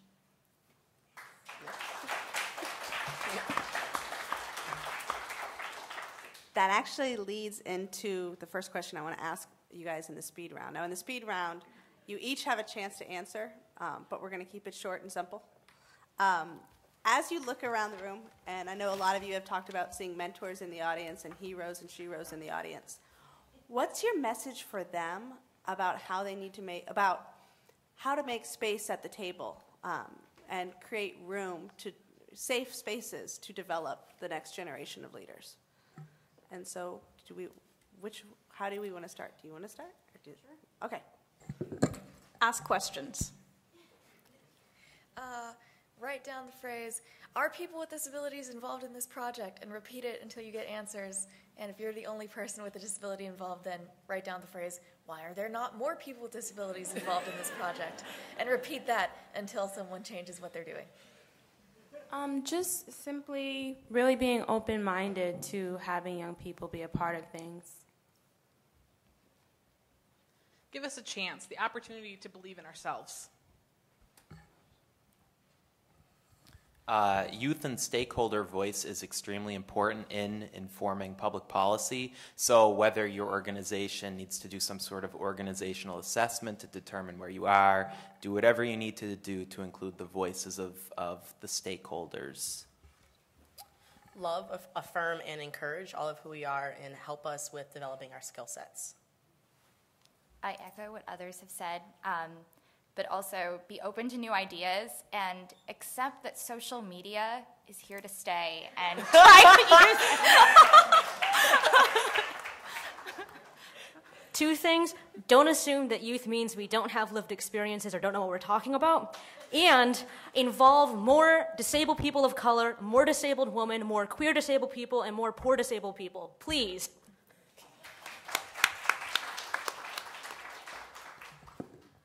How have you been successful, or what do you think would help you be successful in getting more non-disability groups and more allies to buy into what you're trying to do? I would say it's important to collaborate, and for me that comes about in terms of research and being able to further the needs of persons with disabilities and to show a committed action to furthering those needs over the long run. I think we need to teach people to look for the relevance of disability issues. Sometimes someone will be talking about an issue that touches on disability and they won't realize that it does. But once you reach out to those people and educate them, in the future they can bring it back into the conversations that they're having and start to build relationships. I think you guys answered, so I'm going to skip for me. Sorry. I think the key is to get people to support. The key to get people to support us is that we need to get people on our team. It's hard to do it alone. So if we have allies and people behind us, I think that's what's going to give us the opportunities to succeed. So I think of our mentoring program, the Ready to Achieve mentoring program, and the kind of like the notion of it takes a village is apropos in this situation because a whole community came together to mentor young people who have disabilities so that they could learn about careers, other opportunities, that type of stuff, and just showing that it really does take a village and connectedness to the community. I think in terms of higher education, it's discussing ableism just as though we discuss racism, sexism, heterosexism. I think there's just a lack of knowledge around ableism and what that means. I think also just looking at intersectionality. So if we talk about prison reform, talk about the overrepresentation of persons with disabilities in the prison community. And so leveraging how disability intersects with various issues in our own conversations. I think that it's great, first off, that this panel is so diverse. But as I see it, there's a lot of parallels with the psychiatric disability, sort of invisible disability, and the LGBTQ community. And I really want to find a way to work with them to see, I mean, they were able to get their message and get people to come out and be proud and change societal attitudes. And I want to find a way to work with them to see how we can do that for us. Intersectionality. You cannot address issues of sexism without addressing ableism. You cannot address heterosexism and what it means to perform compulsory heteronormativity without also addressing what it means to be held to a compulsory standard of able-bodiedness as well. You just can't talk about one issue without talking about another, or you're doing all of our communities a disservice. And so when you talk about it that way with people, that's when people start to understand and start to realize that we can't be one-issue activists, and we can't be one-issue movements, we can't be one-issue organizations, because nothing's going to happen that way. We're going to operate in silos, and no one's going to be taken seriously, ever.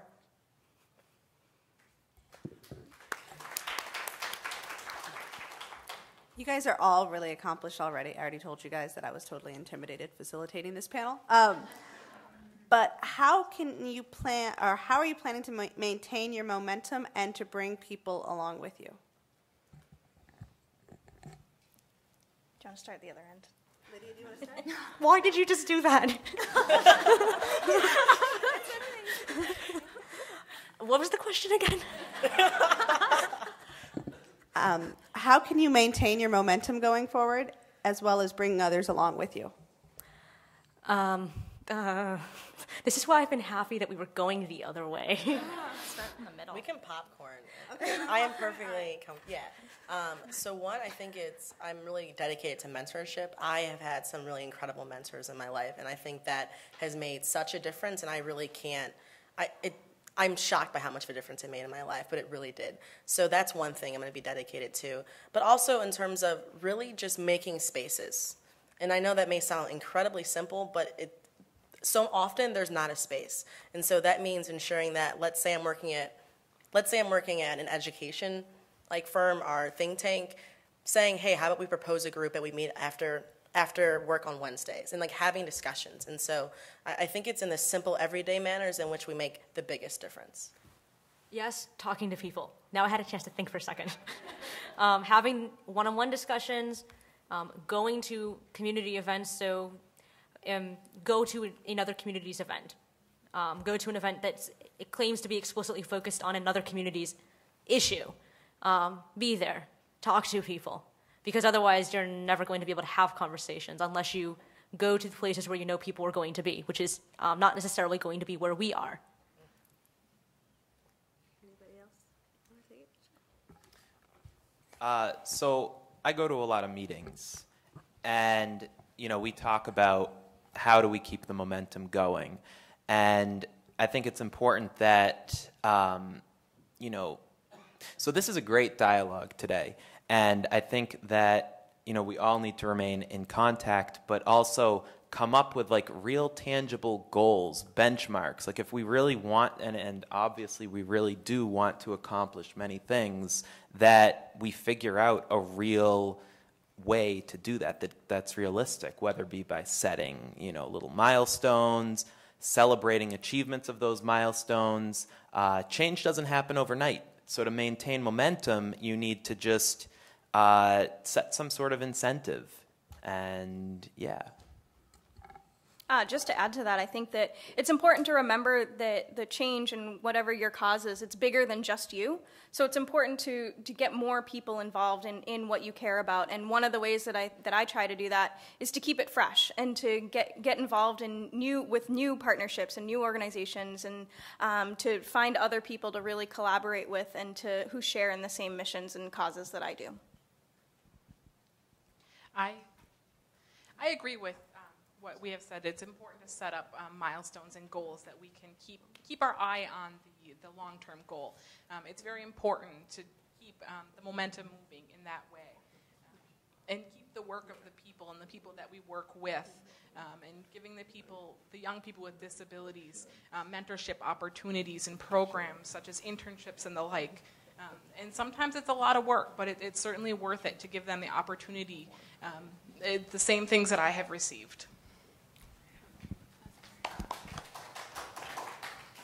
Also, it's about appreciation. When we're working with young people, appreciating them for the things we do. A lot of times we get so busy, we're just asking them for things, and we forget to really just thank them. So it's also about just appreciating them, and also just showing them how cool it is to be a part of a movement and to have your voice out there. Because a lot of young people are afraid to speak up because they have been silenced once. I actually think the more momentum you get, the easier it is to bring people along with you, because you reach a point where you need to delegate or you're going to be pulled under by everything you have to do. So yeah, when you reach that point, you just need to sort of have your eye on someone who you want to bring in and then start working together with more people. So for me, I'm a pretty passionate person, and to keep that passion and momentum going, I need support. And what I found that's been really great with the community here is everybody has been so supportive and accommodating, and they keep you going. And I think that, and this is why I'm giving another plug to social media, is that social media also does help us reach out to other people who aren't in DC and who are in their homes and are, not knowing what to do, and we are able to reach out to them. And I also think that in terms of the work I want to do, it's getting people to be open to talking about themselves. And when I get feedback that's positive from other people, that keeps me going. And on a personal level, to keep me going, I am looking for a job, so. Had to put that plug in there. I think most of us are. Before we wrap this up, what can you impart to what would you think about the young leaders in the audience and the folks at home that are watching this via the webcast? If you were sitting in their shoes, what is a piece of advice that you would like to give them? And we can popcorn this, or we can do this however you guys want to Rochambeau. Don't start with me. Well, I'll start, and I would say believe in yourself and believe in your mission. Whatever it is that you want to set out there and do, you have the potential to do it, and we all here on this panel, we all believe in you. Find what motivates you and learn to relate to it in a way that you can keep up for years and decades. Don't be fueled entirely by your righteous anger, because it'll burn you out real quick. I'm still struggling with that, so yeah. Find a way, a pace that you can work at, that you can sustain and take care of yourself.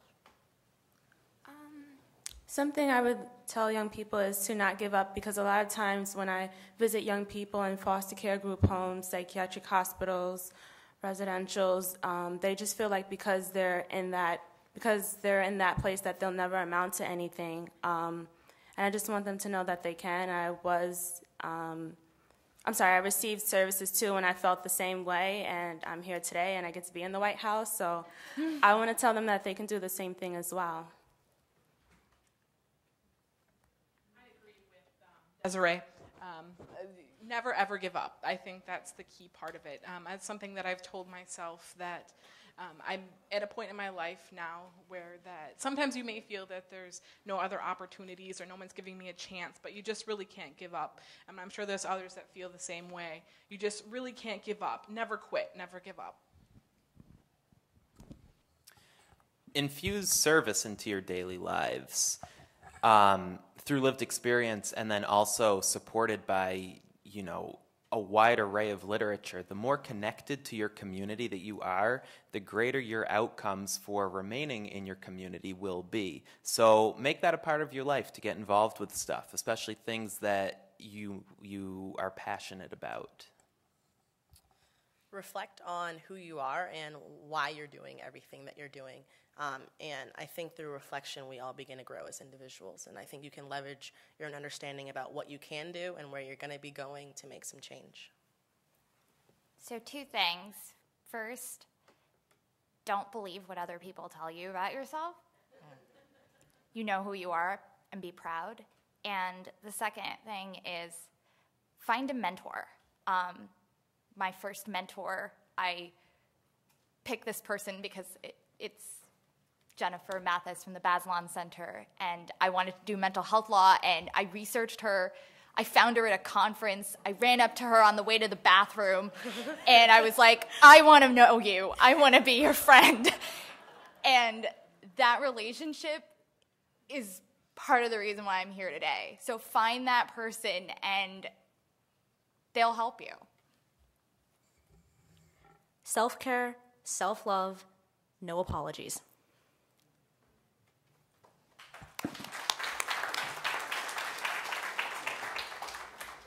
And the last question we have for you guys is, we as a community, myself and my colleagues out here, who I'm all obligating, whether or not they know it, realize we have all your personal information. I know where you live.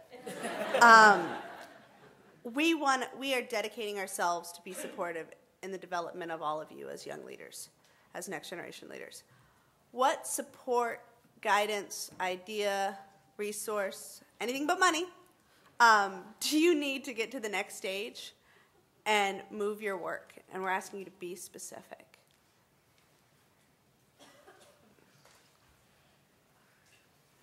Anupa, you want to? Sure. Well, I already made the plug for my employment. But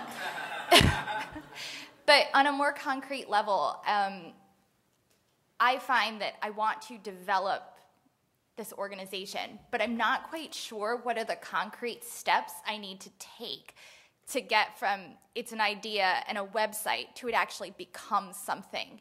And so I would like people in the community to help me figure out what those actual steps are and how do I go from place 1 to place 2 to where it actually can become a real organization.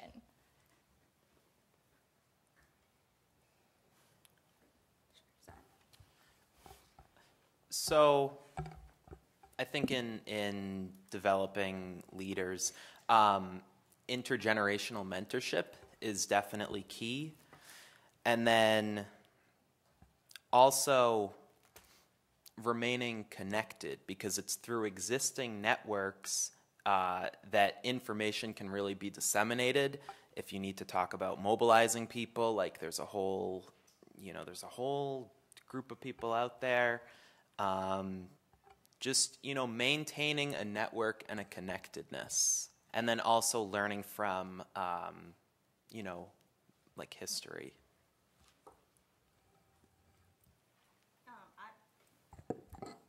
I would say for me, it's about being able to continue to further the collaboration for research. And so for me personally, a specific goal that I have in mind is to really be able to measure the psychosocial benefits for individuals with disabilities in their involvement in sport, and being able to actually measure that and to look at that, because it can only further to develop the rights for persons with disabilities in our country. I want to learn how to do a lot of more things. I want to learn how to write regulations, marketing, messaging, how to do communications with the press, how to really use social media to spread a message. And yeah, if anyone can show me how to do those things, I will help you do them, and then I will take them back to my own work and use them there as well. I'm a student at Georgetown University, and for about a year now, a project that I've been working on is to convince the administration to establish a disability cultural center at my school. There are currently only 3 of them in existence in the country. And I was speaking earlier about the fact that disabled people don't grow up knowing that there's such a thing as disability culture, or community, or disabled identity. And establishing centers like that at not just universities, but across the country in general, would go a long way toward getting us when we're young. So getting us before we go to college, if we go to college, and fostering more celebration and pride in being disabled. So the short-term, concrete part of that is anyone who would like to help me convince Georgetown to establish one, please do so. I know Georgetown people are watching this right now. I'm talking to you. Georgetown put this event on the front page of their website, so I know you're paying attention. I put you in the hot seat, in the spotlight, so establish one.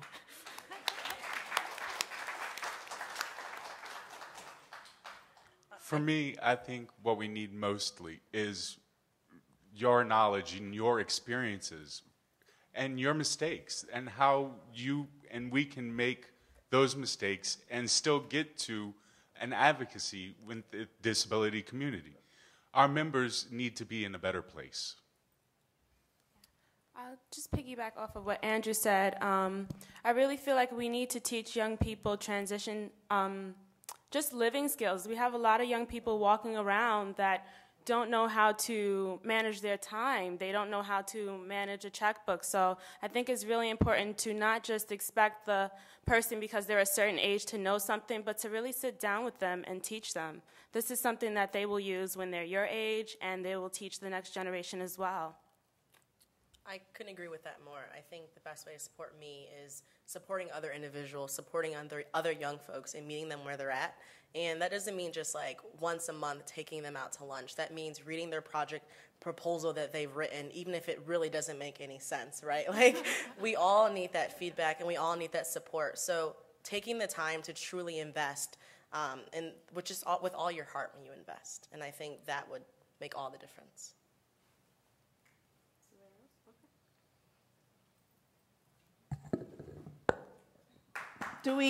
I'm getting the, do we have questions in the audience? Does anybody want to ask our illustrious panel anything? Usually you guys never, oh, Bob Williams, thank you, Bob Williams.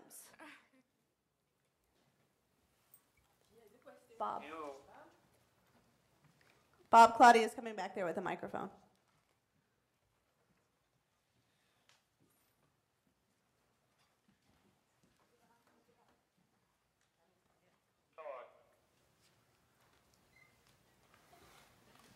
A lot about coming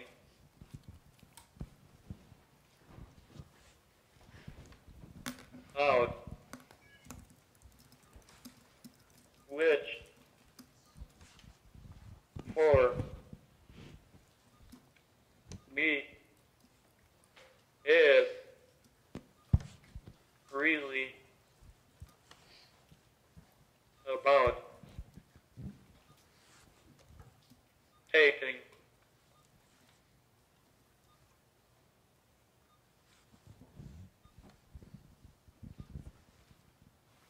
pride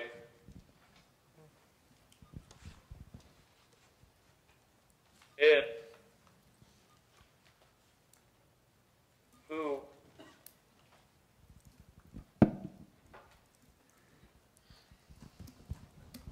we are.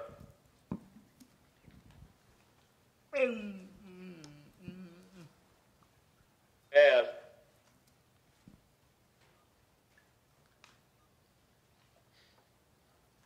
people with disabilities,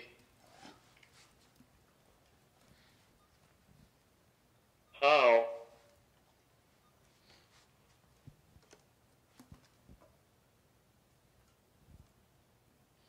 do we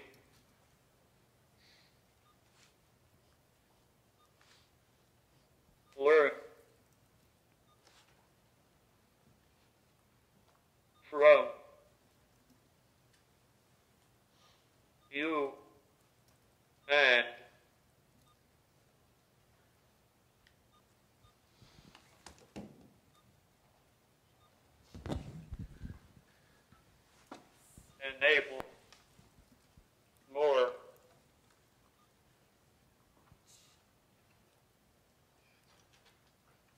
young people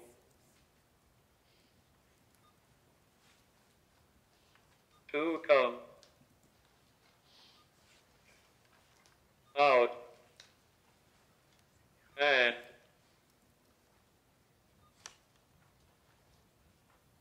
live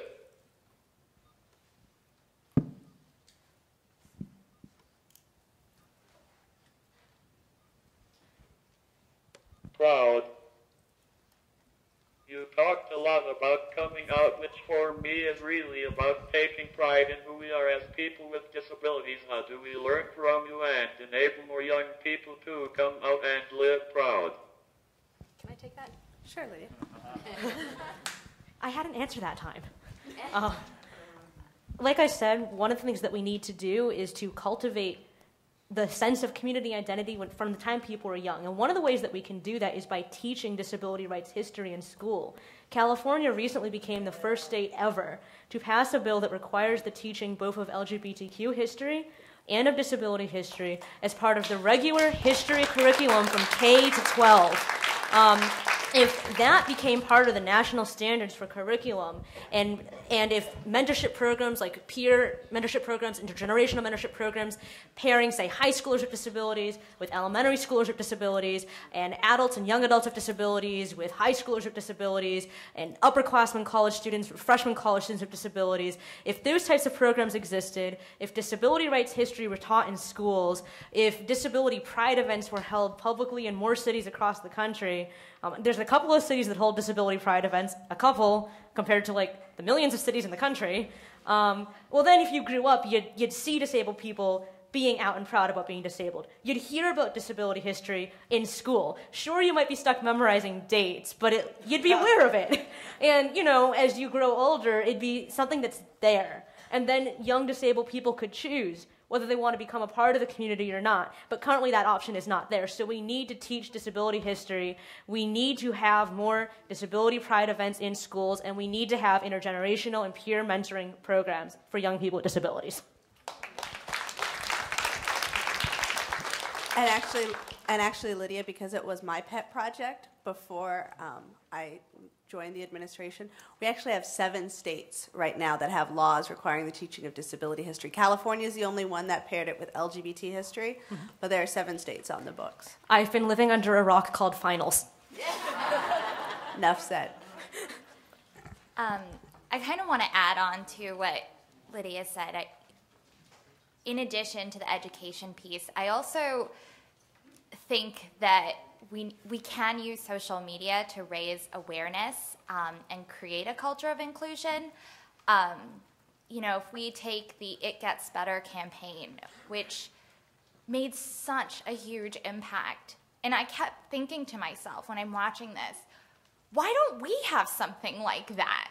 Why don't we have people posting videos of their lives, people with disabilities just talking about their lives? Because so often we are told we cannot, that we're unable to do X, or, you know, our doctor tells us that this is the limit of your life. Well, if we have other ordinary people or extraordinary Americans who are all coming out there and saying, I have a disability, but I also have my own life, that would inspire another generation, and I think we really need to think about that.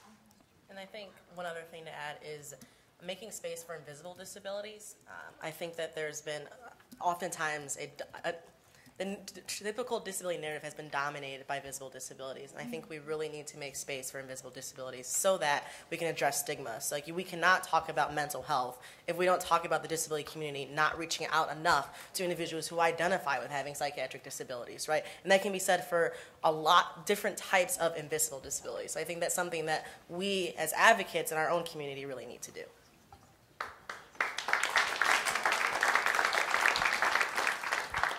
I'm going to echo a lot of what was just said, but I also believe that disability pride, disability awareness, it needs to be infused into all aspects of the curriculum.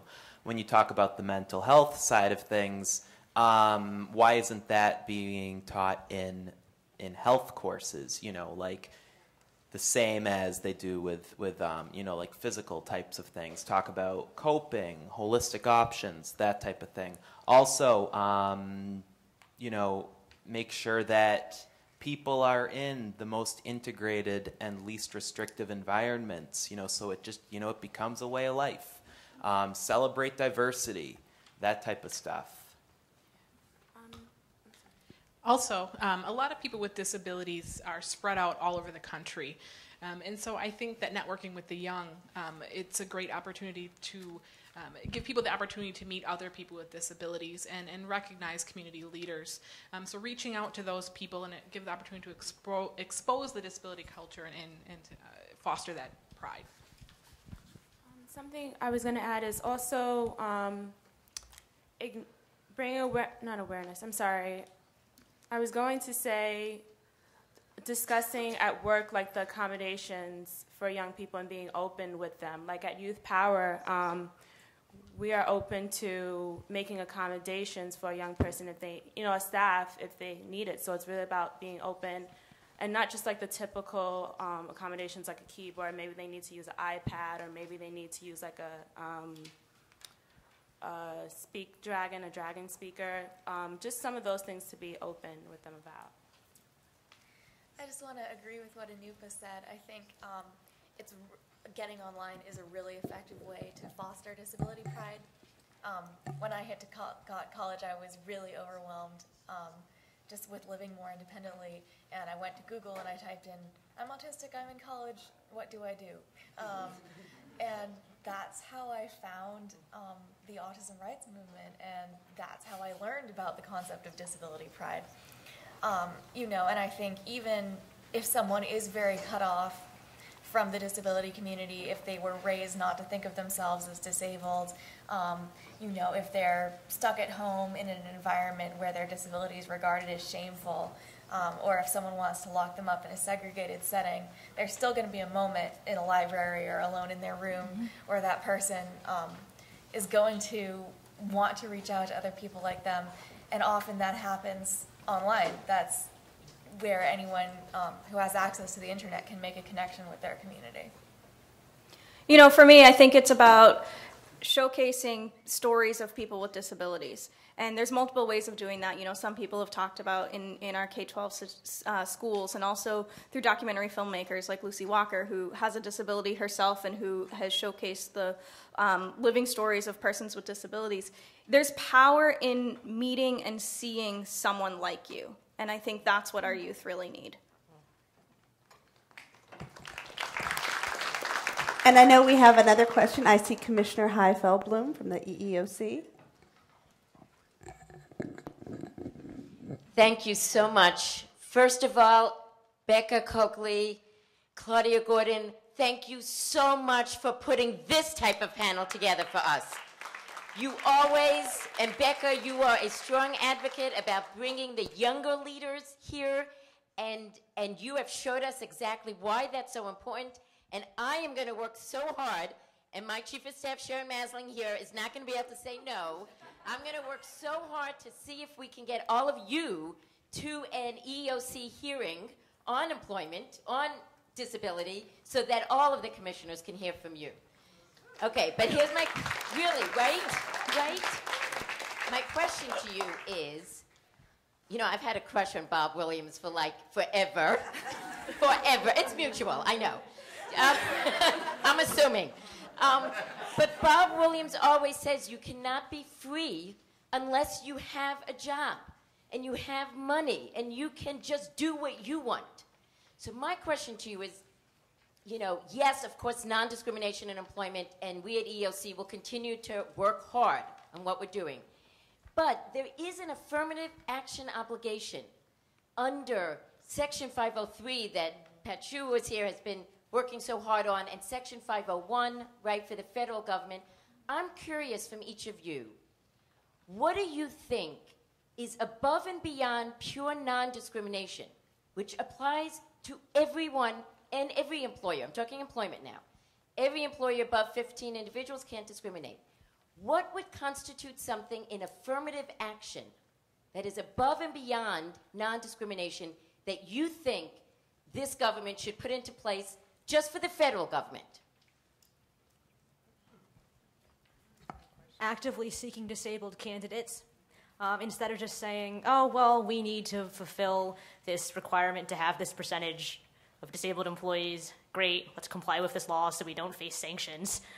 Taking an attitude of, you know what, disabled people come with a whole variety of different talents and abilities and sometimes completely new perspectives and completely different ways of going about things.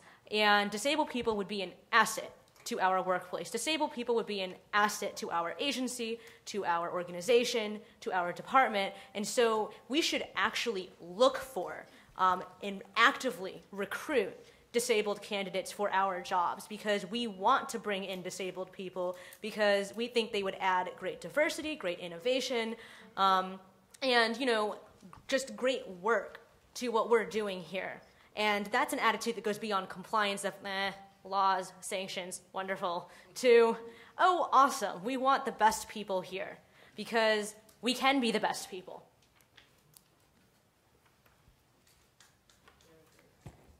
Anybody? Yeah, I would say improve the physical accessibility of federal buildings where federal employees work. No, it's true because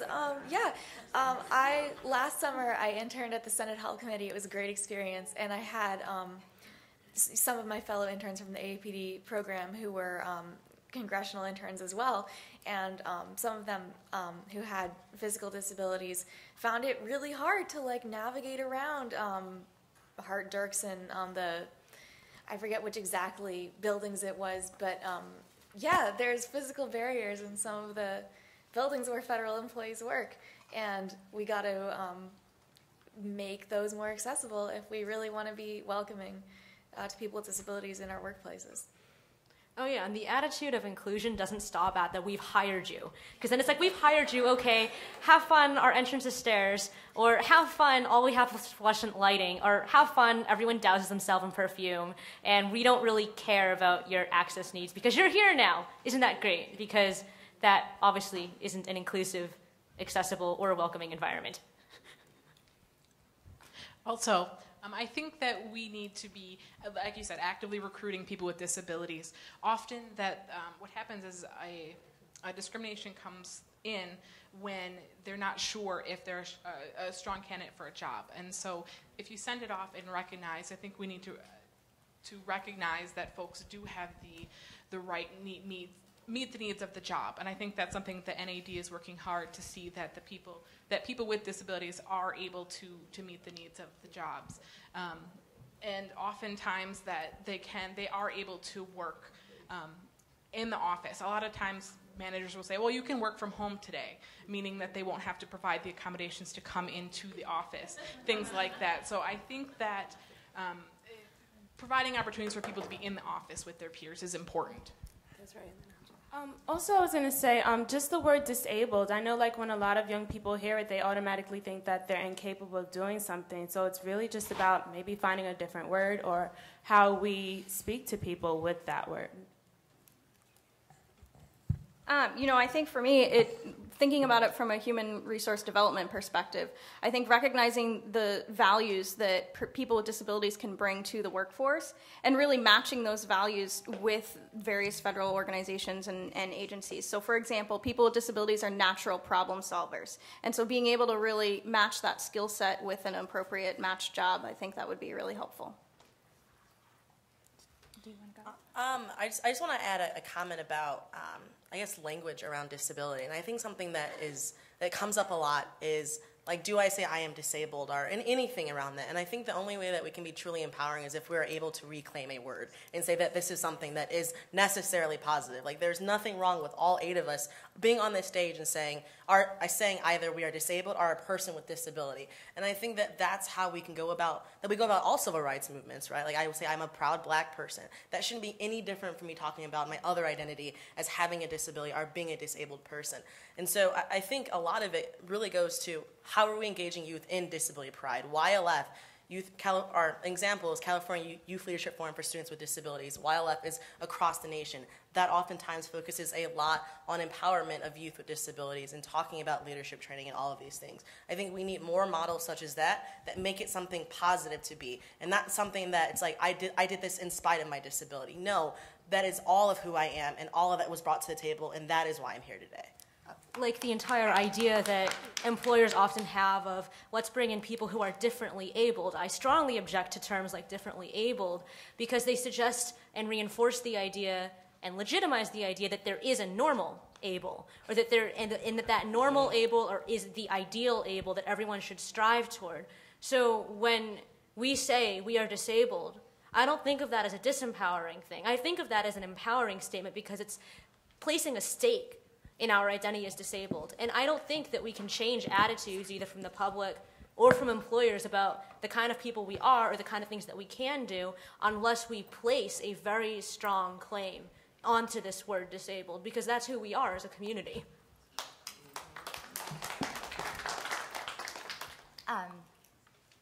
So going back to Commissioner Feldblum's question, I think that what's really important for the federal government are two things. One is in the hiring process, we apply through Schedule A, and then our resumes just go through a void. So trying to figure out how to work that out would be great. But I think the other important thing is that for people with disabilities, the way getting accessible information about the hiring process and about our rights is so difficult to find, and when it's there, a lot of times it's in complex legal jargon, which I went to law school for 3 years. Even I have a hard time figuring it out. And we need to make sure that when we're putting out information, it's accessible so that people can take charge of their rights and apply for the job and know how to ask for accommodations. Okay, our last question is going to be Jeff Rosen from the National Council on Disability. Hi. I'm with the National Council on Disability, and we've had a historical commitment to really encourage youth and to joining our organization and becoming involved. I've gotten some great information from you all, and I'm going to go back and talk with everybody in my institution about how we can really encourage youth with disabilities to join. So my point right now is there's a rally right now in the Capitol, actually, it's on the Convention on the Rights of People with Disabilities. It's a very, very important topic for everybody here who's in the disability community. I know everyone here is there in spirit, so we're not going to give up at all. We're going to keep really pushing the Senate to ratify this. My question to the panel is, how do we integrate and involve youth in this movement? I mean, what do we do in terms of reaching out to youth about this particular piece of legislation? I mean, that's our future. I want to make sure that the youth are part of that dialogue as well. Would you have any advice for us? Again, we got to be talking to people. We have to have those conversations at our schools, at our workplaces, with our friends, on social media. Because if we don't talk about it, people aren't going to know that it's even something that exists. People won't know that it's out there. And again, if we don't educate people, so if we don't right, this is what this means for you. This is what this means for us as a community. This is what this means for young people with disabilities. Then people are going to be like, some other piece of complicated thing going through the Senate. I don't know, don't care.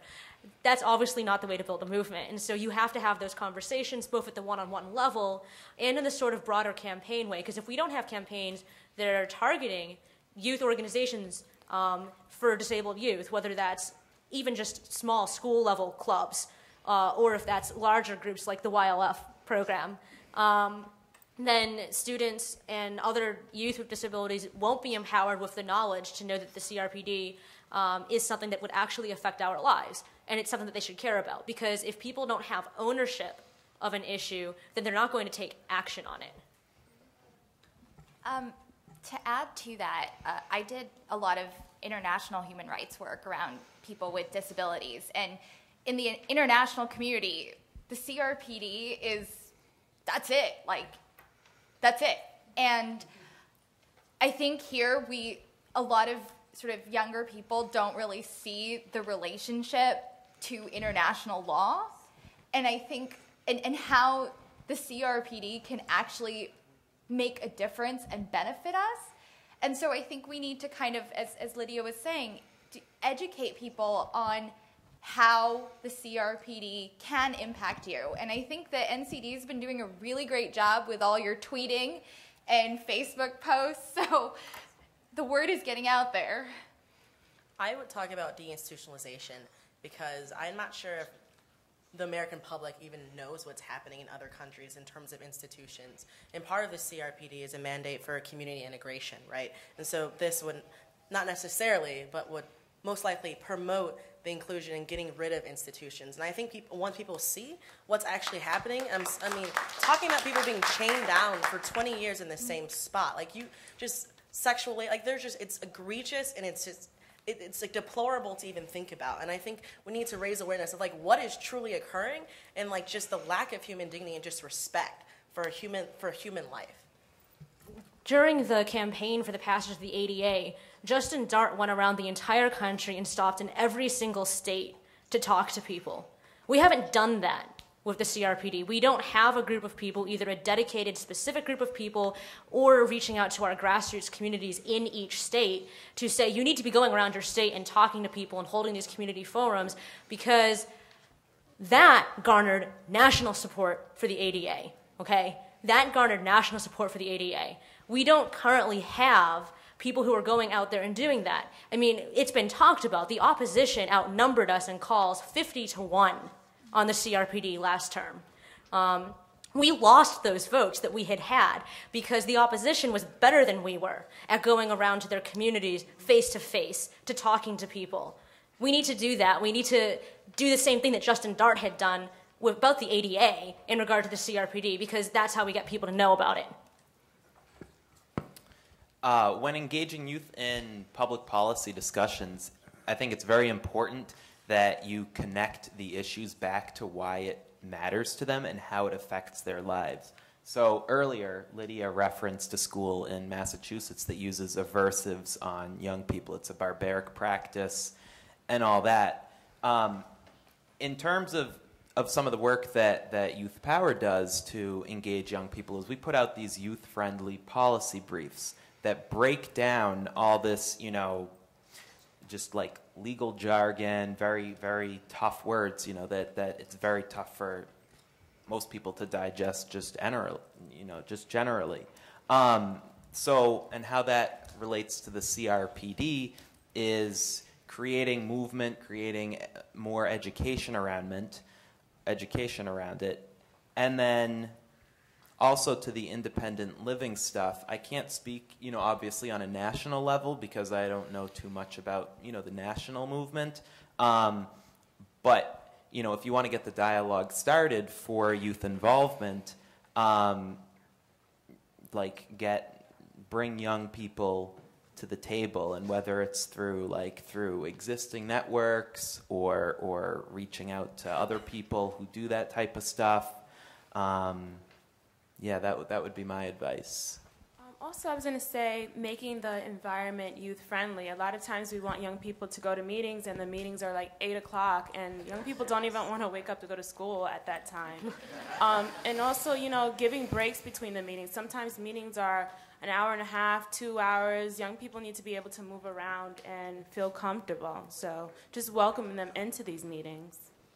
Also, I think that one of the best ways to network with youth is to work with social media.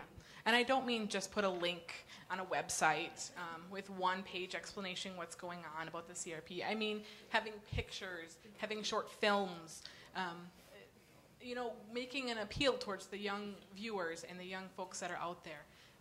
And looking to educate folks on why it's important and how it's going to impact them as individuals, or perhaps when they travel or work or whatever it is that they choose to do in their lives. We have so many people in our country that even with the ADA are struggling with things that they need to overcome. Well, we're going to wrap up our panel. Thank you, everybody, for joining us, and let's show some appreciation for our champions.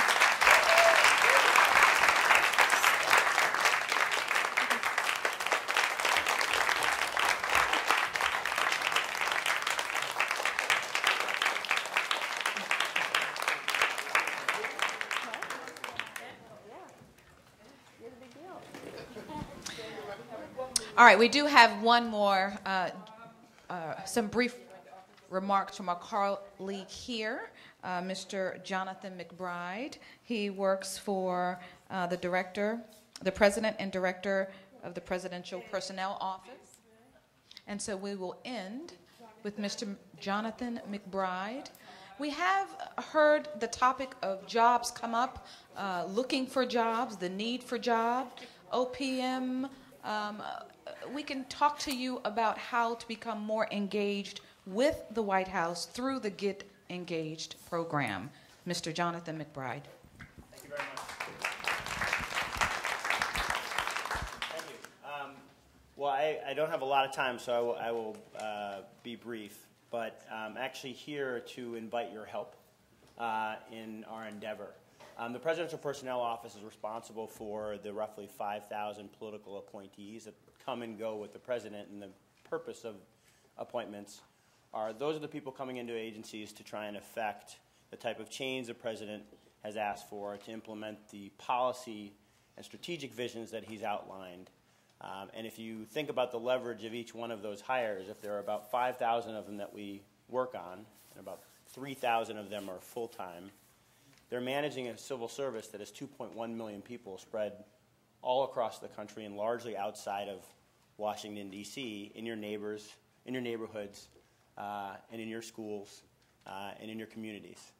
And so each one of those hires has a huge management responsibility, has a huge policy-based responsibility, and as a result, our office has a slogan, kind of a reason for coming to work every day, which is that people actually are policy. Each of these decisions that you make and their experience that they're going to bring to bear, and their either success or failure in the job is going to drive hundreds of policy decisions, thousands of management decisions, maybe even more than that in terms of budgetary decisions. And so each one of those hires is extremely important, and I'm here actually to ask for your help because we've got 3.5 years left. That is not a lot of time, 43 months, to try and figure out how to finish out this term. And the President has asked our office to think on 3 levels, and I'm asking you to help us with that. The first is, and they're near-term, medium-term, and long-term. The first is near-term hiring, which you've seen a lot in the press. There's been a lot of coverage. It's largely been around the cabinet and most senior-level positions. And he is pushing us very hard to deliver on a diverse cabinet and sub-cabinet and administration in the near term that reflects the diversity of the country. But he's also asked us to do more than one thing at once. And so he has also asked us to think very carefully about what about the medium term, people who we can develop inside our organization for leadership jobs in a year or 2 years, people on the outside who, if we start talking to them now, can prepare their lives to come in for those jobs as well. And then there's the question of the long term, which he's actually just as invested in, and you don't hear the news media reporting very much on, but just as in other parts of our society, there are certain agencies where historically groups have been underrepresented. And he does not accept the proposition that we should leave it that way for the next administration. And so he's asked us to look for people who are 21, 22, 23, 24 years old, who haven't decided yet what they want to be in this world, and introduce them to areas where traditionally there has been underrepresentation, so that in future administrations, they're the mid-level managers, and in maybe further in the future, they are eventually the cabinet secretaries, making it easier for future presidents to select a broader and more diverse pool of appointees. And so we're working on all of these at once, and we actually ask your help, not only if you're going to raise your hand to potentially participate yourself, but also to be a referral source for us. We have hundreds of people around the country that don't plan on serving directly by giving their 80 hours a week to the administration, sometimes more. But what they are available for is a phone call because they have a network in their community or in their sector of the economy that we can leverage to find people who would be great at these jobs, even if those people have never thought about working in them. And so there are a couple folks from my staff who are here that are going to stay around for a little bit. You can talk with them afterwards. But if any of you are interested in either potentially talking about being involved directly over the next 3 years, doesn't have to be now, we'd like to know you now, or if you're interested in being a referral source for people who can potentially come into the administration now, people we should be developing for a year from now, or people we should be introducing to jobs so that in future administrations they are the leaders, we want to hear from all of you. And this is a category where more is more. So if any of this is at all interesting to you, I would say raise your hand to our team and let them know that you can be a resource to us. This is something that the President is extremely passionate about. And I can tell you that he brings up with me and my staff constantly. So we look forward to your help. We look forward to continuing the first term, which was a great accomplishment, but he is not one to rest on his laurels. And so with your help, we think we can be even more successful in the second term. And not only send a really significant signal when people look at the people who are serving this country and this president, but candidly, making sure that when we're sitting around the table making decisions about housing policy, about the new energy economy and where money is going to be invested, all the critical issues that he's facing, that the table is representative of people all across this country. So we thank you for your help in advance. Thank you.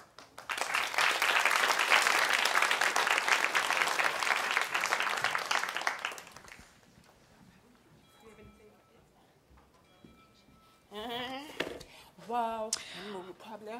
I'm sure everyone is hungry and ready for lunch, also ready for some sunshine. However, this was a phenomenal 2.5 hours that we've been here, correct? So I'd like to thank you for joining us.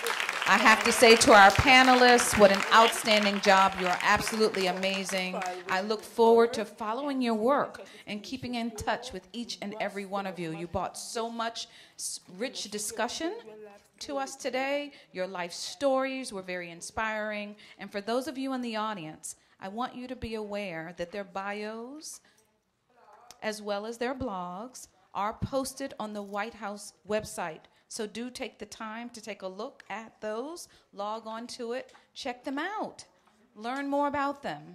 It's important, learn more about them as well as their work. So thank you.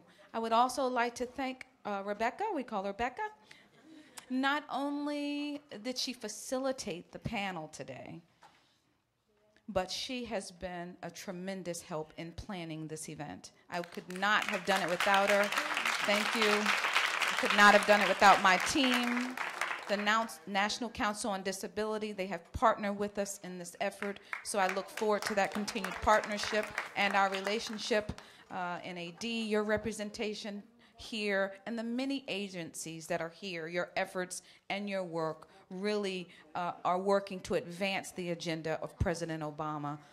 And it's amazing the things that we'll be able to accomplish together. And one last word, if I can just mention, Brianna, I'm not sure if she's still here or not. Brianna. She left a bit ago. She's an incredible leader in our movement. Many of you all know Michael Winters. He was very instrumental in getting Section 504, or really the Rehab Act, passed some years ago, and unfortunately he is no longer with us, maybe about a week or two ago. So I was asked to inform you, maybe you're interested, that his memorial services will be taking place on Saturday. For more information, please do contact Brianna or Brana. If you need transportation, please do be in contact with me. But Michael was truly a champion in our work. He was an important advocate for our rights, and I'm sorry he wasn't with us today. So with that, I'd like to thank everyone for joining us. I couldn't be more thrilled with this turnout or being in this position. I look forward to working with all of you and my team of interns that are standing over here. Thank you. I have an amazing staff. And we probably won't leave here before 10 o'clock tonight. My intern, Michael, where are you, Michael? Michael, I believe he was here until who knows what time last night. The two of us have been hooked at the hip and getting quite a bit done. I'm looking forward to next week. I know this week has been quite daunting for us, but we've been an amazing team. I'm sure Michael's looking forward to next week. We've gotten a lot of support, but we've also are depending on you to be involved in this work. So thank you so much.